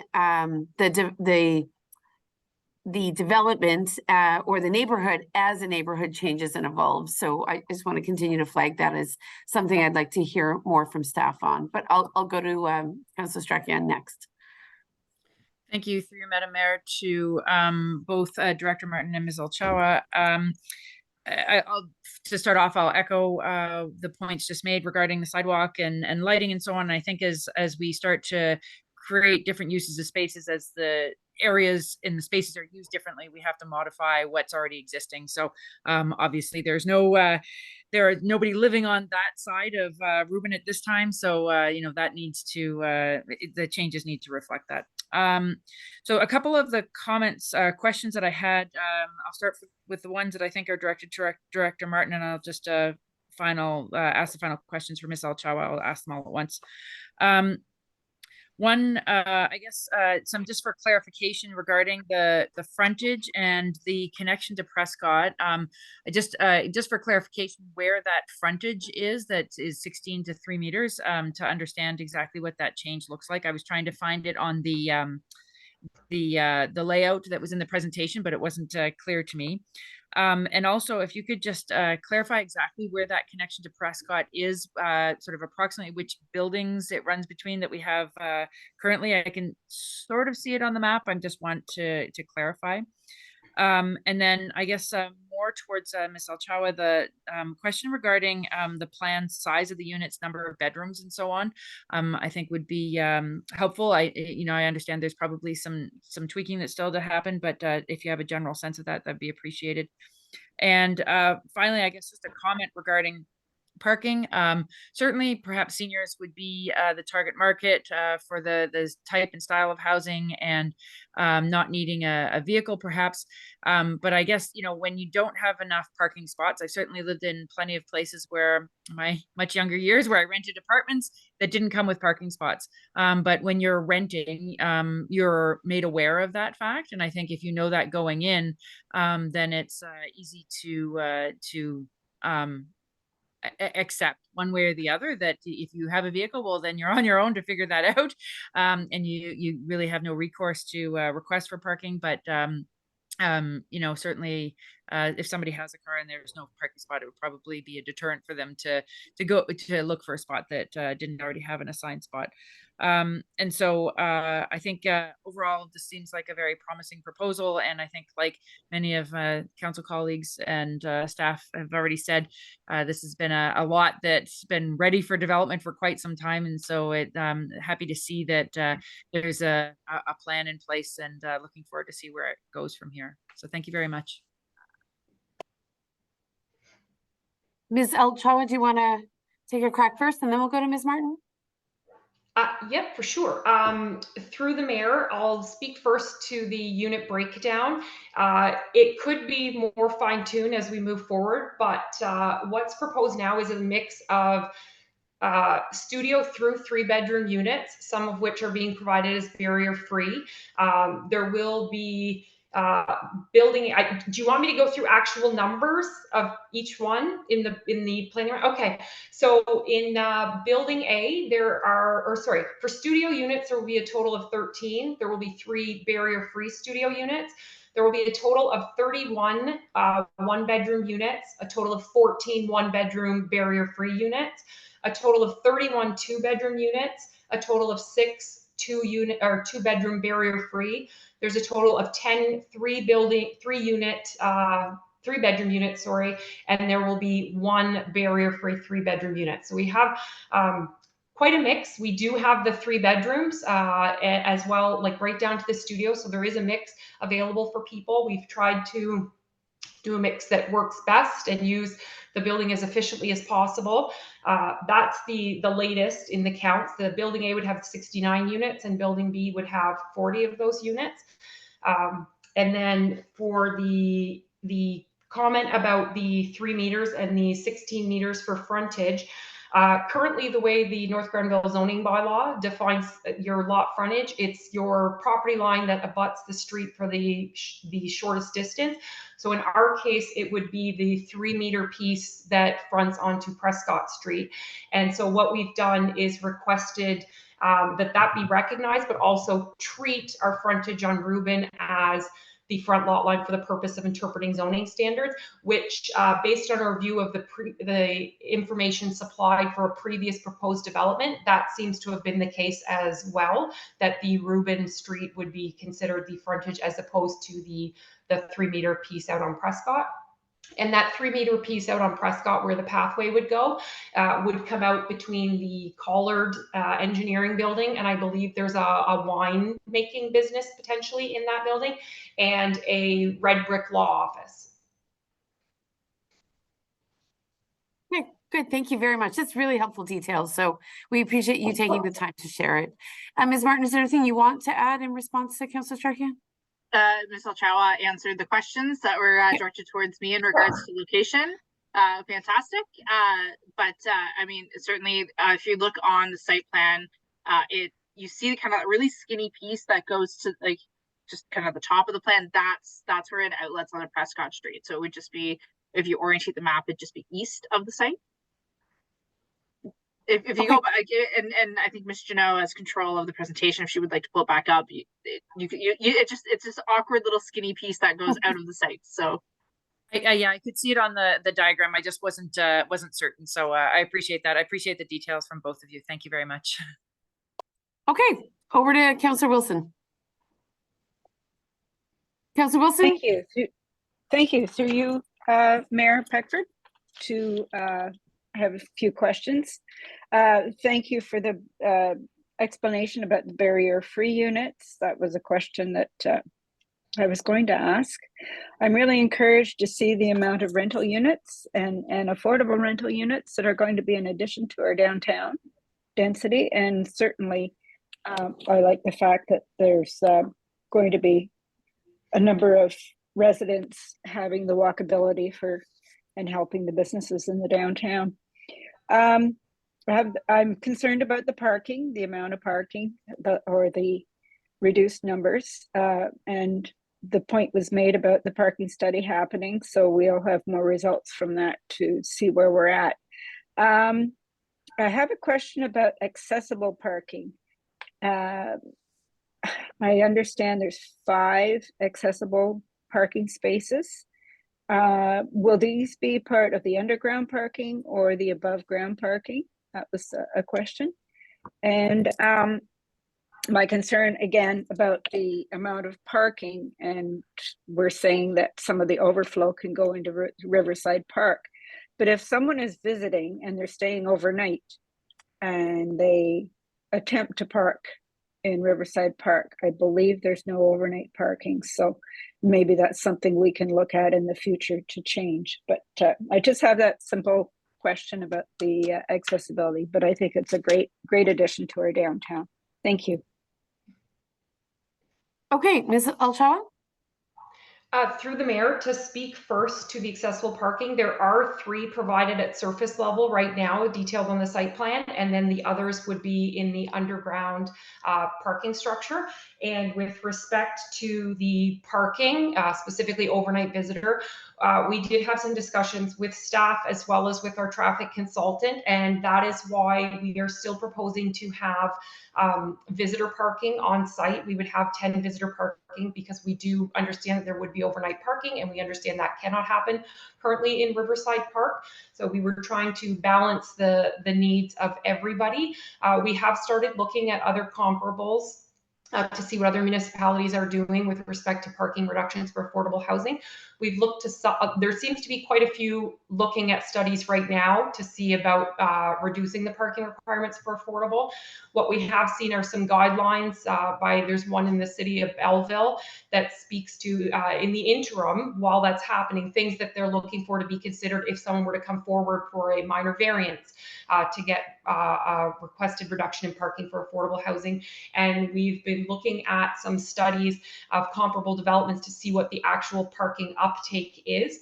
And our traffic consultant has also provided a list of a number of measures that can be taken that do encourage people to take other modes of transportation, such as unbundling parking. I mean, if someone's looking to rent a unit and it just comes with a parking space, you're going to say yes. But if that's unbundled and there's an extra cost, you might be more willing to think, well, do I actually need that car and parking space, or can I walk to the community uses and things like that? So we are looking into all of the comments that we received from WSP, and we're in the process of updating our traffic impact study as well.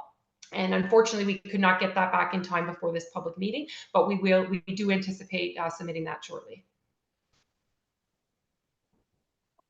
Great. Thank you. I see Councillor O'Sullivan's hand up. So Councillor O'Sullivan. Thank you, Madam Mayor. Through you to Ms. Alchalwa. So the underground parking is under Building A, and so I guess it's safe to assume that the elevator is in that building and it will go to the parking garage, correct? Through the mayor, I'm going to ask if Elizabeth or Daryl are still on the call from CSV Architects. They will be able to give you more details about what's happening in the underground, the connection between the two buildings. Yes. Yes. ahead, Hi, it's Daryl from CSV Architects. Yeah, the underground parking actually extends below both structures, so it's a single structure with two buildings essentially sitting on top of it. And so yes, but the elevator is in Building A, and so but yes, they're both connected. So but close to that elevator where the two barrier-free spots are as well. Just that was a question that you had. Okay, thank you.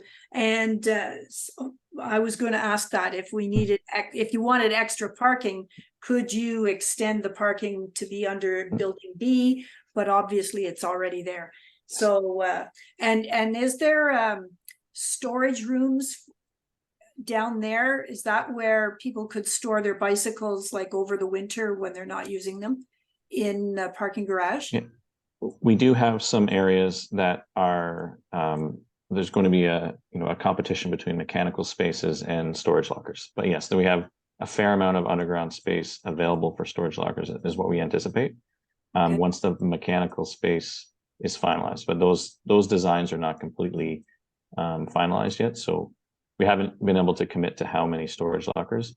But yeah, if there was additional storage space needed for bikes, that would be a great spot. But again, with the 31 spaces that could be stored over winter on the ground floor, we felt that was a much more convenient space for people to store their bikes. But yeah, you're right. Storage lockers would be a great one for additional parking.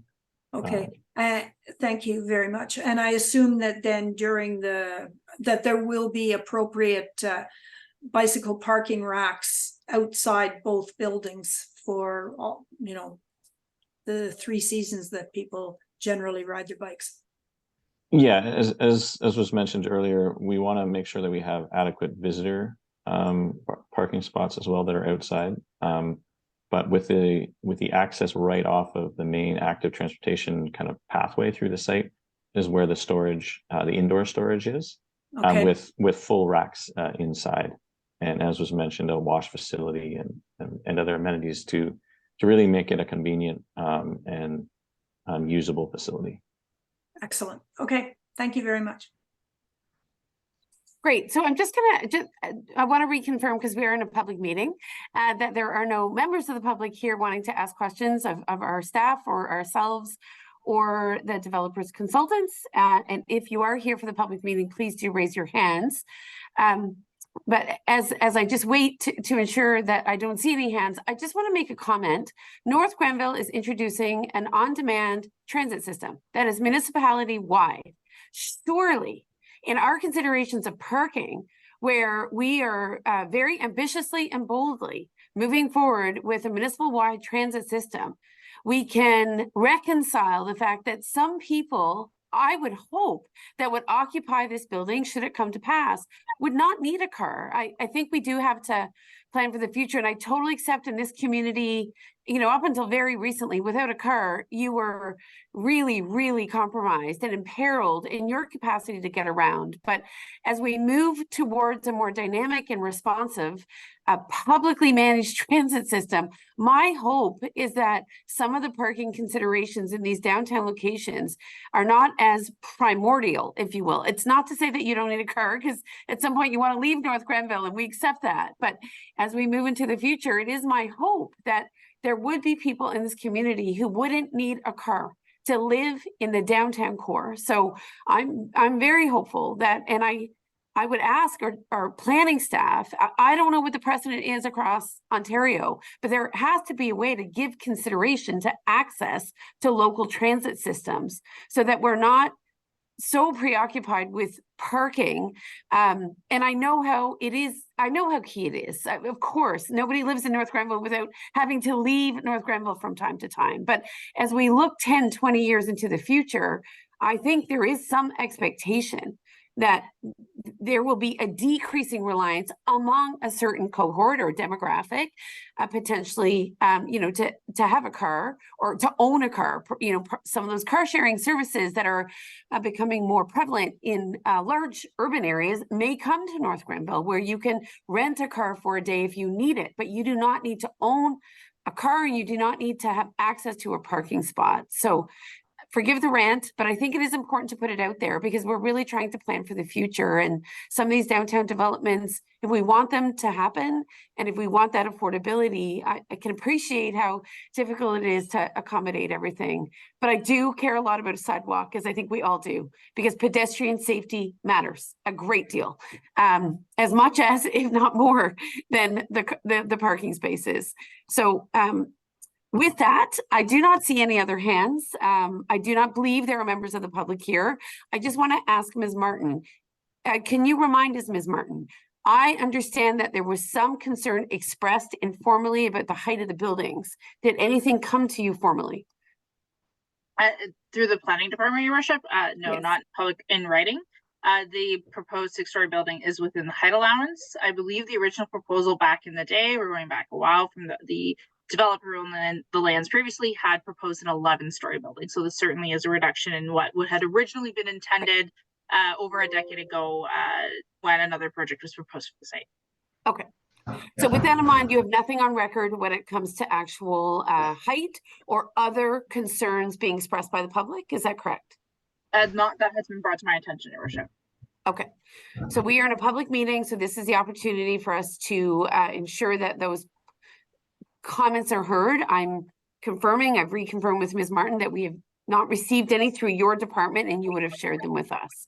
That's So council colleagues, knowing that we have one more public meeting after this, I'll just look to you one more time. Is there anything else you need? I know we're not making a decision this evening. I believe we're just receiving this report, and we appreciate very much the number of folks that are here tonight to support and ensure we're well informed.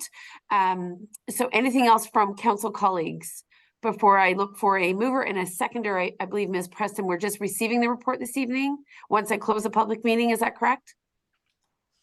You can do so if you wish, yes, and we can direct the planning department to bring back a report when the submissions for the other consideration, as they mentioned, are received. Okay. So anything else from council colleagues? I'm not seeing any hands. Okay. So I'm going to move to close the public meeting. The one remaining question I have is, Ms. Alchois, maybe you can answer for us. Once this report comes back and we proceed to formally, I think, rezone the lands, what's the timeline for construction just knowing how badly we need rental in downtown North Grenville, downtown Kemptville and throughout the municipality of North Grenville, what is the expected timeline? Yes, to you, Madam Mayor, the developer is looking to get the shovels in the ground as soon as possible. They're looking at a spring of next year construction start. We did already submit our site plan control application. We do recognize that North Grenville is now proceeding under a new review process whereby the zoning has to be in place prior to the site plan control being circulated. So we do understand that the site plan control review will not start until the zoning is in place. And so everybody on this side wants this to go forward as quickly as possible. So as we will work as quickly as we can to get what we need for the zoning, we will be working with staff to address any comments that come forward out of the site plan as opposed to zoning. But it is the intent of the developer to have shovels in the ground as early as they can in the spring. Okay. And you're anticipating a 1.5 year construction period, more or less? I will ask Daryl if you're still there to speak to the construction timing. Yeah, I think that's reasonable. That would be as long as we would expect it to be. Yeah. Okay, thank you. All right, so with that, again, Chloe, you can provide the precise language for the motion. It is not what is on your agenda, council colleagues. We are in the public meeting already. We're not recommending a public meeting. So Ms. Preston has updated the motion that we'll consider this evening. Ms. Preston, one more time, please. Yes, absolutely. The council received the planning report with regards to 120 Reuben Crescent, file 03-23, and direct staff to bring forward a future report once considerations are received. Okay, excellent. So I'll look for a mover and a seconder, please. Thank you, Councillor Strachan and Wilson. And Ms. Martin, once again, when would you bring back this report? It would be at a time, Your Worship, once we've received the updated traffic impact study and had a chance for a third-party reviewer to review it. I will certainly keep your office informed as to when that timeline should occur. And will considerations around the fact that we are adopting a municipal-wide transit service be integrated into how you see whatever comes back on the parking side? It's certainly something that staff can put forth a recommendation based on that information. Okay, thank you. Then I will call the question, colleagues. All in favor? Good.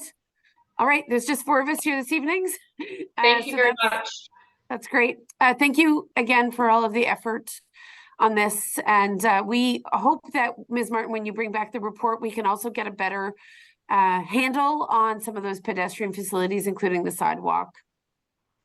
Yes, Your Worship. Thank you. All right. Thank you to both staff and my colleagues for barreling through this evening. We do have one more zoning bylaw amendment to consider, and that is for 200 Sanders Street. And I understand, Ms. Martin, that I believe you were providing the overview on that presentation. Thank you, Your Worship. So our next and final public meeting this evening is to consider a zoning bylaw amendment for 200 Sanders Street. We'll go to the next slide. So, for a little bit of context, the property is already zoned downtown commercial, exception 12, so C1-12. The C1 zone already permits a multi-residential uses. Typically, it's either on top or in behind an existing commercial use. So the multi-residential use is a permitted use on the property. There's a proposed 3-story addition to a commercial building currently at 200 Sanders Street. So it would bring the total stories of the building to 4. There are existing commercial uses on the property, and a height increase is being requested as well to accommodate the building addition. And I'll provide some more context on that in the presentation. Next slide, please.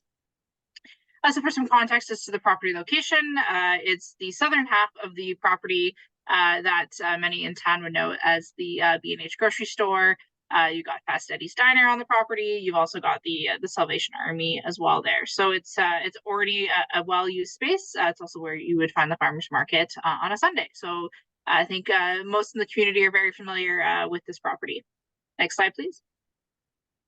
So the proposed site plan would build on top of the existing building in the southeast corner. And unfortunately the coloring doesn't necessarily translate over well sometimes into slides, but it's the darker of the building on the map. And then as you can see, the proposed site plan demonstrates the parking on the site. There is adequate parking, and the parking exceeds the parking requirements in the zoning bylaw. So there is parking enough and adequate parking on site to accommodate the proposed residential units. We'll go to the next slide, please. Some elevation drawings provided, just give you a bit of a demonstration as to what the building would look like. So that would be the view when you're looking at it from within the parking lot. Next slide, please. And this would be an end view as well when you're in the parking lot. So just giving you a little bit of an idea for the architectural style that's to be incorporated into this building. We'll go to the next slide, please. Policy analysis in regard to the proposed developments. When we looked at the provincial policy statement, similar to our last public meeting, there's a lot of similarities in the policies that we looked at and considered, and found that the proposed zoning bylaw amendment was in conformity. This includes compact and a mix of housing types, directing new developments to built up areas where there is sufficient land infrastructure and public facilities, and that its development is, especially intensification, is located on municipal servicing. Next slide, please. And again, when it comes to the regional policies within the county's official plan, we are encouraged to direct development to our settlement areas that maximizes our existing public infrastructure, encouraging that mix of housing types, including affordable housing options, having 20% of new unit growth in the form of residential intensification, which this again ticks that box, and then 25% of affordable housing, which is focused in urban settlement areas. Next slide, please. Looking at our own official plan, again, the property is designated downtown commercial. We do have that 11% target for high density, so meeting that objective with this development for sure.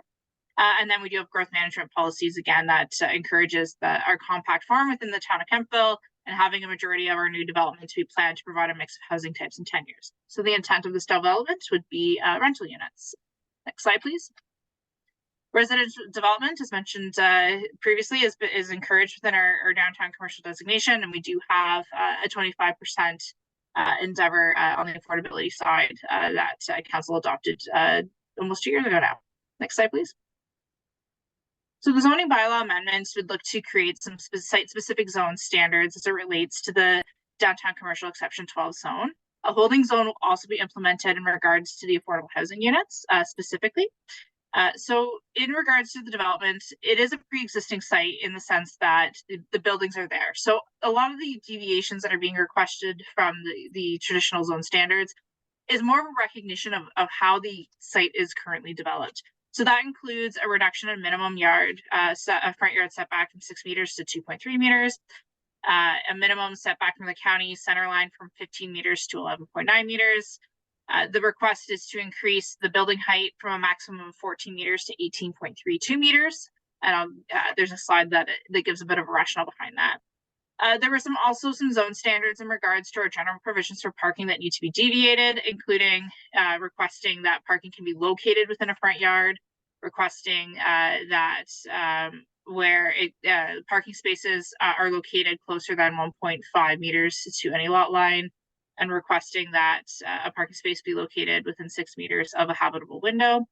There's a request to remove the requirement for a landscape strip in regards to the parking lot, as well as a requirement to remove a playground space, which our zoning bylaw does recognize. Next slide, please. So the proposal for the development would be that 15% of the rental units will be provided at an affordable rental rate, and that's at a request of the developer for a 10-year affordability period. Next slide, please. So the height increase of the building is from 14 meters to 18.32 meters. This is in part due to the fact that the roof structure itself is proposed to be a hip roof, which creates the additional elevation. And we do measure building height to mid-peak. So it's the average between the eave and the peak. And the other challenge with putting a 3-story addition on an existing building is that it does provide some limitations being in regards to the floor to ceiling space adjustments.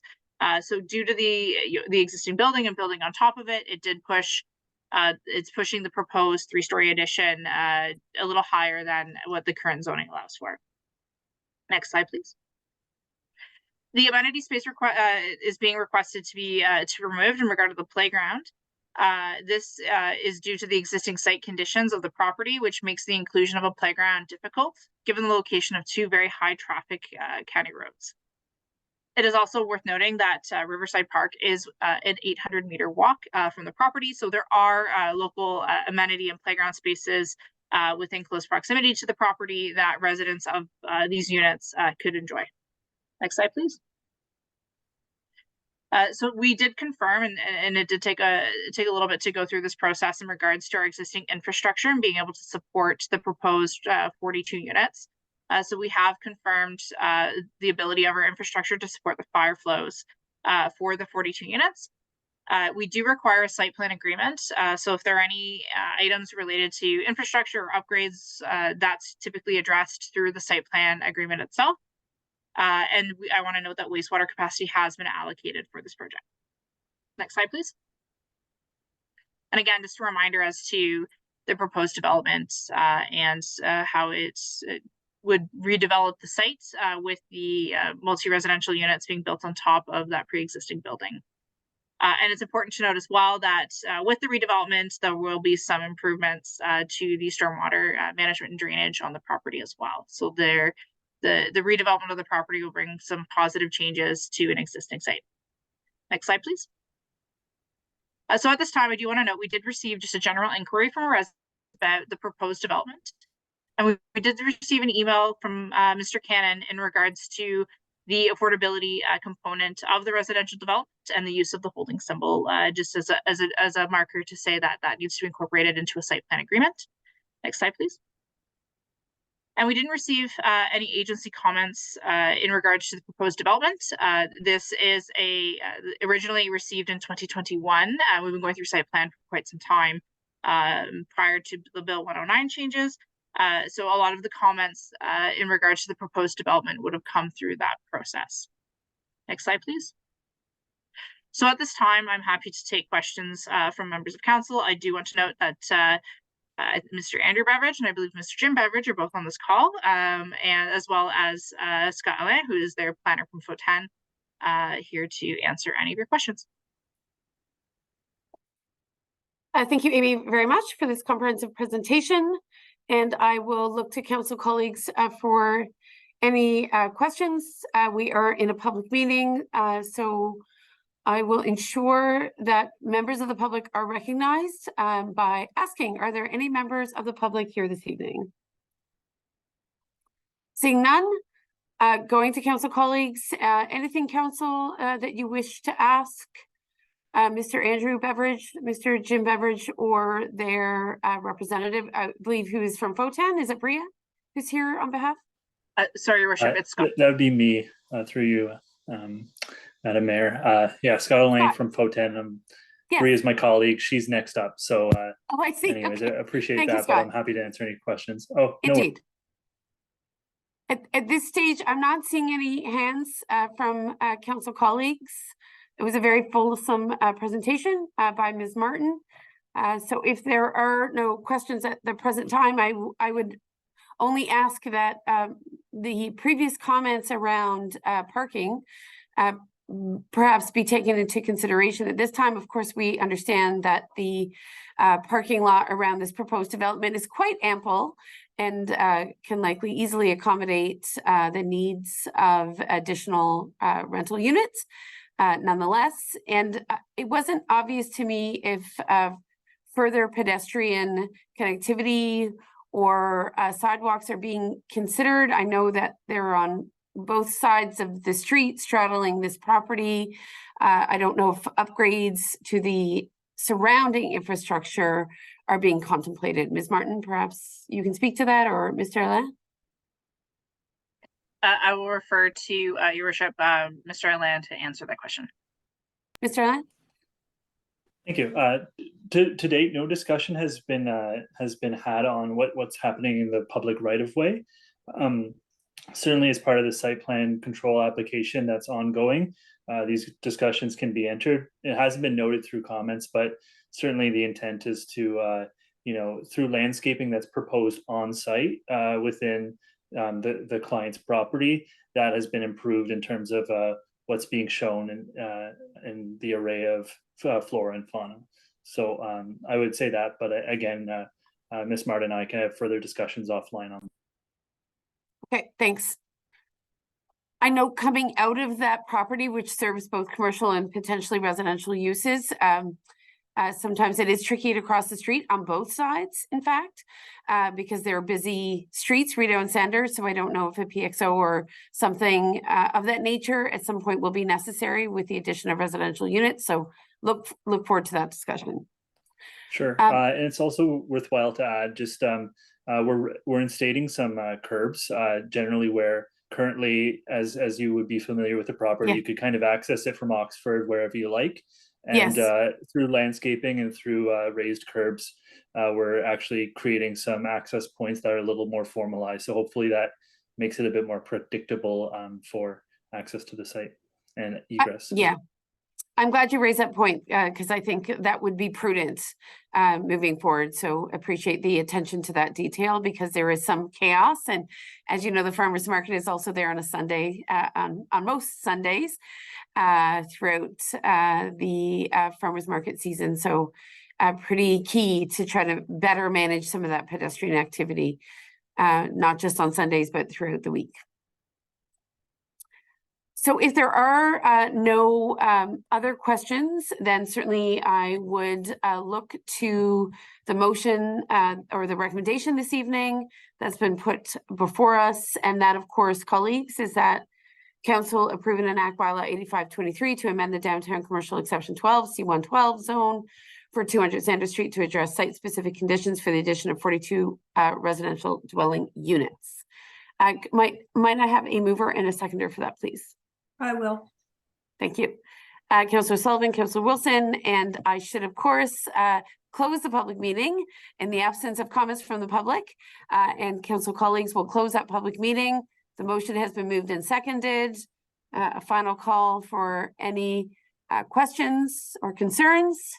And seeing none, I'm going to call the question. All in favor, please. Good, thank you. And Mr. Land, while I have you, can you speak to construction timelines? Because as we know, here in North Grenville, there is a real lack of rental units that are available and affordable. So just curious if you or the beverages could speak to an anticipated timeline. I know there are many other steps, of course. Sure, yeah. As far as the planning process, as mentioned by Ms. Martin and myself, we're still clearing up site plan. Our general position is we're kind of in the late stages of that, but as far as timeline, I'll pass that to Andrew and to. Okay. Andrew, any insight into that? Just that we're working to start construction as quickly as possible. Yeah, that's about it. Okay, thank you. Okay, great. Well, that concludes our 3 public meetings this evening. I understand from Ms. Preston that there is one more piece of business to do. And I believe that may be related to number 1, perhaps, if I'm not mistaken. Ms. Preston or Ms. Martin, can you guide us through the final matter this evening? Thank you, Your Worship. We do have the return of the consideration for 5870 County Road 19, which is Kevlar's project. There was a public meeting that was held in August. And at that time, Council deferred the decision to our September meeting just to allow for some additional time to work with Kevlar and their planning agent on the wording of the proposed zoning bylaw amendment. Okay, understood. So then we'll accept that presentation. I will see how far we get. We may have to pause briefly before moving a motion on the matter, but we'll carry on with your presentation, please. Thank you, Your Worship. I want to point out tonight as well, in addition to the resolution to support the official plan and zoning bylaw amendments, there's 2 bylaws that are being considered. There's also just a resolution that was worked out between our deputy director and Ms. Aird from FO10 in regards to just the parking reduction. And And it was just a bit of a commitment to go back and reevaluate a potential parking reduction based on some standards that would have to be met. So that you'll have two resolutions, one for the official plan and zoning bylaw amendments specifically, and then the separate resolution just to provide some direction to staff. So I won't go through the presentation in great detail. A lot of this information was shared at the public meeting back in August. We'll go to the next slide. Just a bit of an overview of timelines. So Kevlar has come back after many discussions in regards to affordability and just the changing market. The project originally began well back in 2019, prior to the situation that we find ourselves in regards to post-pandemic world and inflation and just the current economic state. So Kevlar has had to rethink their project a bit to try and address that 17% affordability. And so through that is now before council an official plan amendment to increase the density to allow them to build up to 122 units on the site, which would allow for different unit types that lend themselves more towards housing affordability. And as well as the enacting the zoning bylaw amendment, which would then replicate that the official plan asks. So we'll go to the next slide. So we had a variety of studies that were submitted, and Deputy Director Mosher went through those at our last meeting, so I will spare council. We'll go to the next slide. The site location, just as a reminder, it is located just south of County Road 43, just off of County Road 19, in behind Giant Tiger, and it does abut the Forest Creek subdivision. Next slide. The current zoning of the property is residential fourth density 13, so it has been rezoned to permit the multi-residential use. And we'll just keep going to the next slide. And here is just a reminder to council as to how the property is to be rebuilt. So the footprints remain the same, but because there is an increase in the number of units, there's an increase in parking. So staff were pretty adamant on the 1-to-1 ratio. Just given the affordability mix and the number of units, and the fact that Kevlar does have the benefit that they own the land next door, so there's some opportunities to lease some land for additional parking. However, the municipality will consider a parking reduction, and that's considered in the resolution that accompanies the bylaw considerations tonight, whereby when the third building reaches an 85% occupancy, there's some triggers where we could look at and have some additional studies done to determine whether we could support a future parking reduction, potentially through a housekeeping amendment. Next slide, please. I won't go through the policy analysis. Deputy Director Mosher did a good job of that the last meeting, so we'll just skip over the planning analysis. And we'll just go to the next slide. The next slide. And again, just the zoning analysis that was provided at the last meeting in regards to what the changes would be to the zoning bylaw. Next slide, please. And again, the comments that we received, Mr. Mosher did go through those at the last meeting, so we won't replicate those. Next slide, please.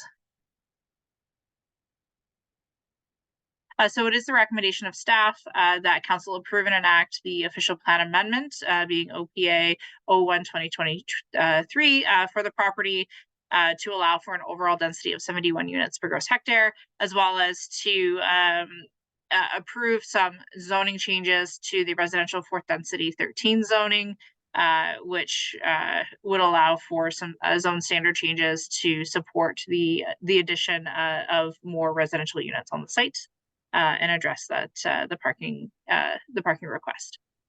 And I believe that is it.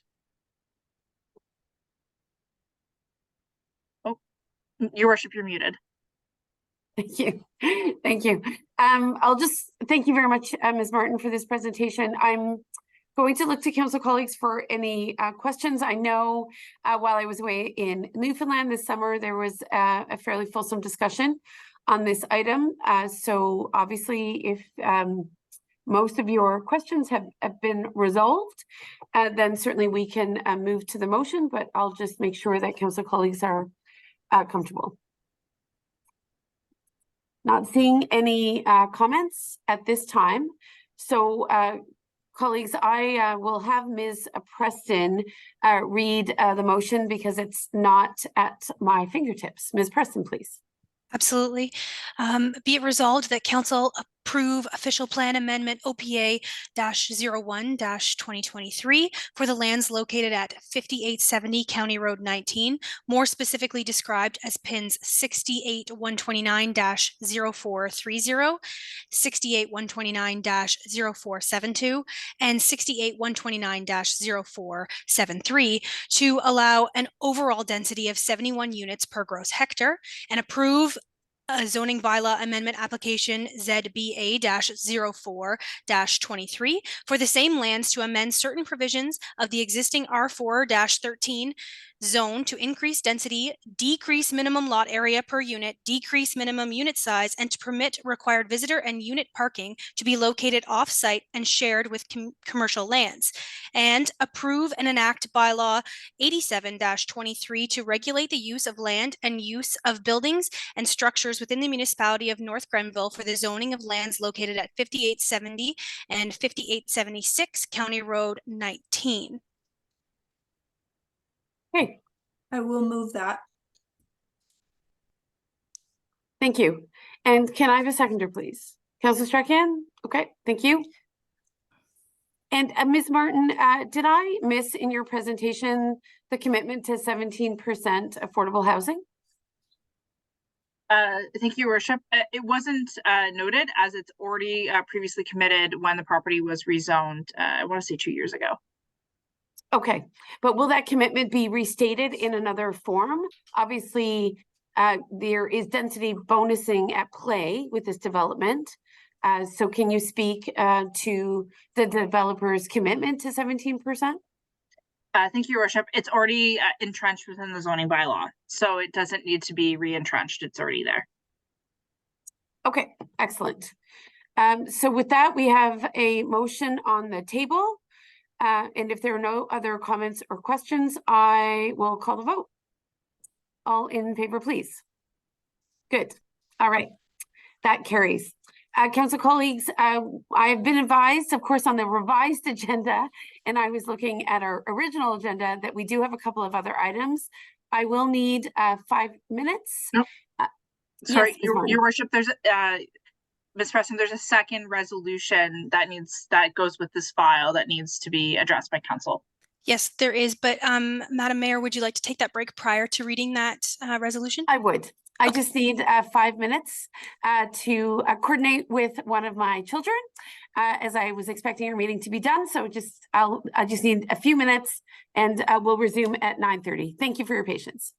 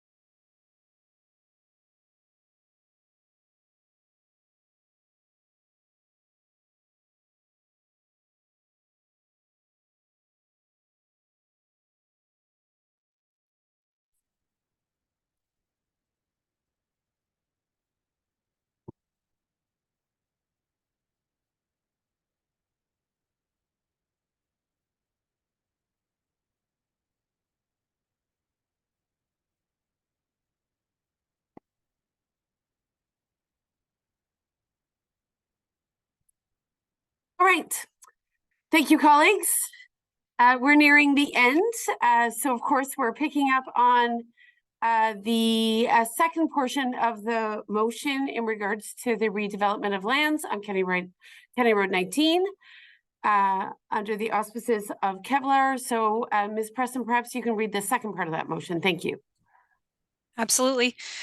Be it resolved that whereas through site plan control, the municipality of North Grenville has the authority to address matters of leasing, signage, and access. And whereas staff shall ensure that any required off-site parking spaces for the lands at 5870 and 5876 County Road 19 are appropriately designed and protected through either a long-term lease agreement or site plan approval.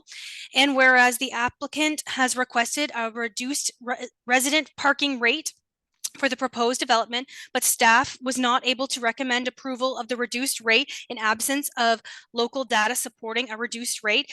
Now, therefore, the Council of the Corporation of the Municipality of North Grenville directs staff to consider and, if appropriate, bring forward a housekeeping bylaw to be considered by Council to reduce or waive the parking requirement for lands zoned R4-13, where a minimum of 85% occupancy of 3 residential apartments at the lands known as 5870 and 5876 County Road 19 has occurred, and there has been completion of a parking utilization study that has been undertaken by a qualified professional at the expense of the owner of lands known as 5870 and 5876 County Road 19, and finding from a completed parking utilization study that support a reduced parking rate and which are generally agreed with by the municipality of North Grenville. All right, council colleagues. Thank you, Ms. Preston. That was a long motion to read. I'll look for a mover and a seconder, and then we can enter into any debate if required. Do I have a mover, please? Councilor Strachan, Councilor Wilson, move and second. Thank you very much. Any questions or concerns in regards to this particular motion? Seeing none, I think it's fairly clearly stated. I am going to call the vote. All in favor, please. Good. Thank you to staff and to Kevlar for careful consideration of how to move forward in that respect. We appreciate that it can be challenging, but we're optimistic that at the end we'll be able to find accommodations that make sense for residents as well as for the community at large. So I think with that, we have concluded our planning matters this evening. Is that right, Ms. Martin? That is correct, Your Worship. Okay, so we will go on to our final matter, if I'm not mistaken, which is our public works matter. And I believe Ms. Dunlop, you were here to speak to the feasibility and conceptual design plan. Go ahead. Thank you, Your Worship. I will keep this brief. The purpose of tonight's report is for the award of the municipal facility evaluation project and to allocate additional funds. Next slide. The municipality purchased the campus lands in 2018. Since that time, the campus board, in cooperation with the municipality, have completed evaluations. I'll just keep going. Completed evaluations on several facilities on the campus lands. As part of the 2023 budget, the municipality included a detailed investigation for Bell Hall, the building previously housing the COVID-19 Assessment Center. Next slide. This project will evaluate the feasibility of converting the existing facility into office space and will be based on several detailed conditions assessment, building condition assessment, energy audit, designated substance report, which have been completed on the facility in recent years. Based on the findings of the feasibility study, the consultant will also be required to develop a concept plan for the building and accompanying area, including a detailed cost estimate for all anticipated works. Next slide. In June of this year, the request for proposal was released. Upon closing of the RFP stage, the municipality received 6 proposals, submissions as listed above. Next slide. The proposals were evaluated on 6 criteria: qualifications and experience of the company, qualifications and experience of the project team, understanding of objectives, methodology, work plan and schedule, and financial. Next slide. Based on the best overall value to the municipality, it is recommended that council reallocate $21,707.50 from reserves to increase the budget for the project from $60,000 to $81,000. Authorize the chief administrative officer or their designate to award to KWC Architects to complete the study, and to authorize the chief administrative officer or their designate to execute the agreement and all necessary documents. Next slide. That completes my report, and I'd be happy to answer any questions. Thank you, Ms. Dunlop. In the absence of other hands, I would just like to ask why KWC? Of course, there was quite a bit of interest expressed in this feasibility study.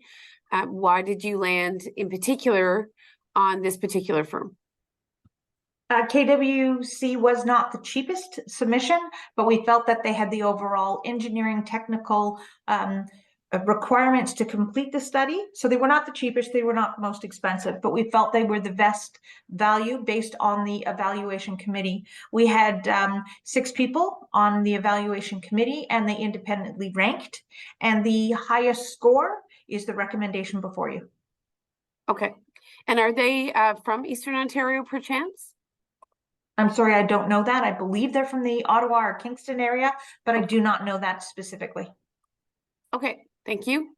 And when would the feasibility study conclude? Most of the schedules were within 90 days of commission. Oh, and it's possible to act that quickly in regards Yes, to an assessment of this building? Yes, it is primarily a desktop exercise, although some field investigations will be required. Okay. And will the feasibility study include a building condition evaluation, or is that already complete? Thank you for the question. It is actually partially complete. The campus has undertaken certain building assessment reports, but we will take that one step further in regards to energy and the outside envelope. So the windows, the bricks, the HVAC, the electrical, etc. Okay.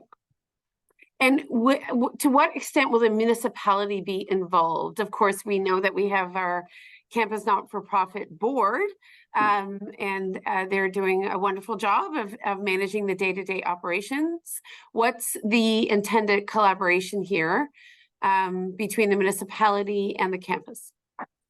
The campus executive director actually was on the evaluation committee for the RFPs, as well as the executive director and the facilities supervisor of the facility are involved in the report. As we get into the study, they will provide us access, and they will be involved in the day-to-day. Okay, but ultimately, the fate of this building at this point is at the discretion of the municipality, or is it a shared responsibility? I'm asking partly for anyone who might be watching. It is actually a shared responsibility under the agreements with the campus. The internals of the building are for the campus boards. The external of the building are the responsibility of the municipality. All right, so a bit of a joint venture, if you will. That is correct. All right, thank you.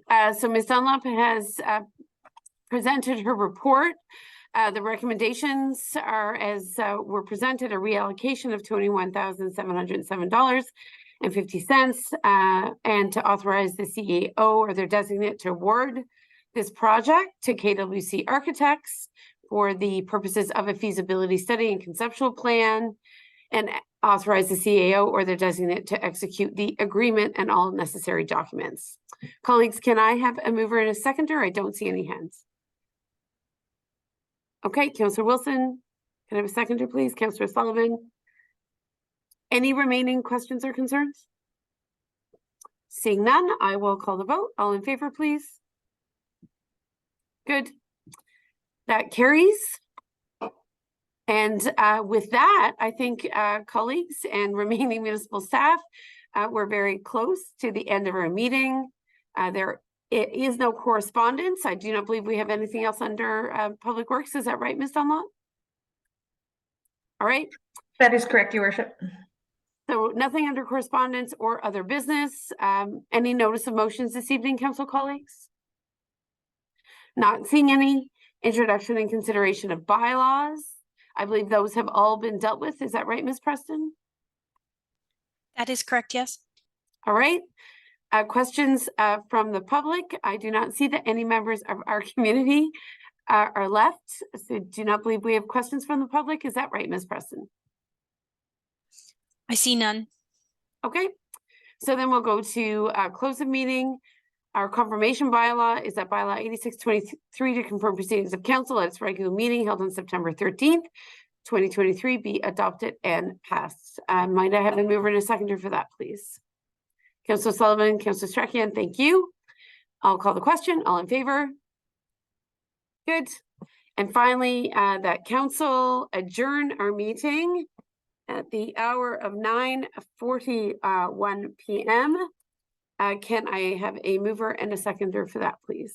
Councillor Wilson? Councillor Sullivan? All right, sounds good. That's a non-debatable motion. All in favor, please? Good. So meeting is adjourned. Thank you to council colleagues, to staff for a virtual meeting, which is something we haven't had as often in recent months. So I appreciate everyone's persistence and patience as we muddled our way through. We look forward to in-person meetings again soon, but we do recognize the Municipal Theatre is being upgraded with new AV, so we may see one of these again in the near future. But thanks to everyone and have a good evening.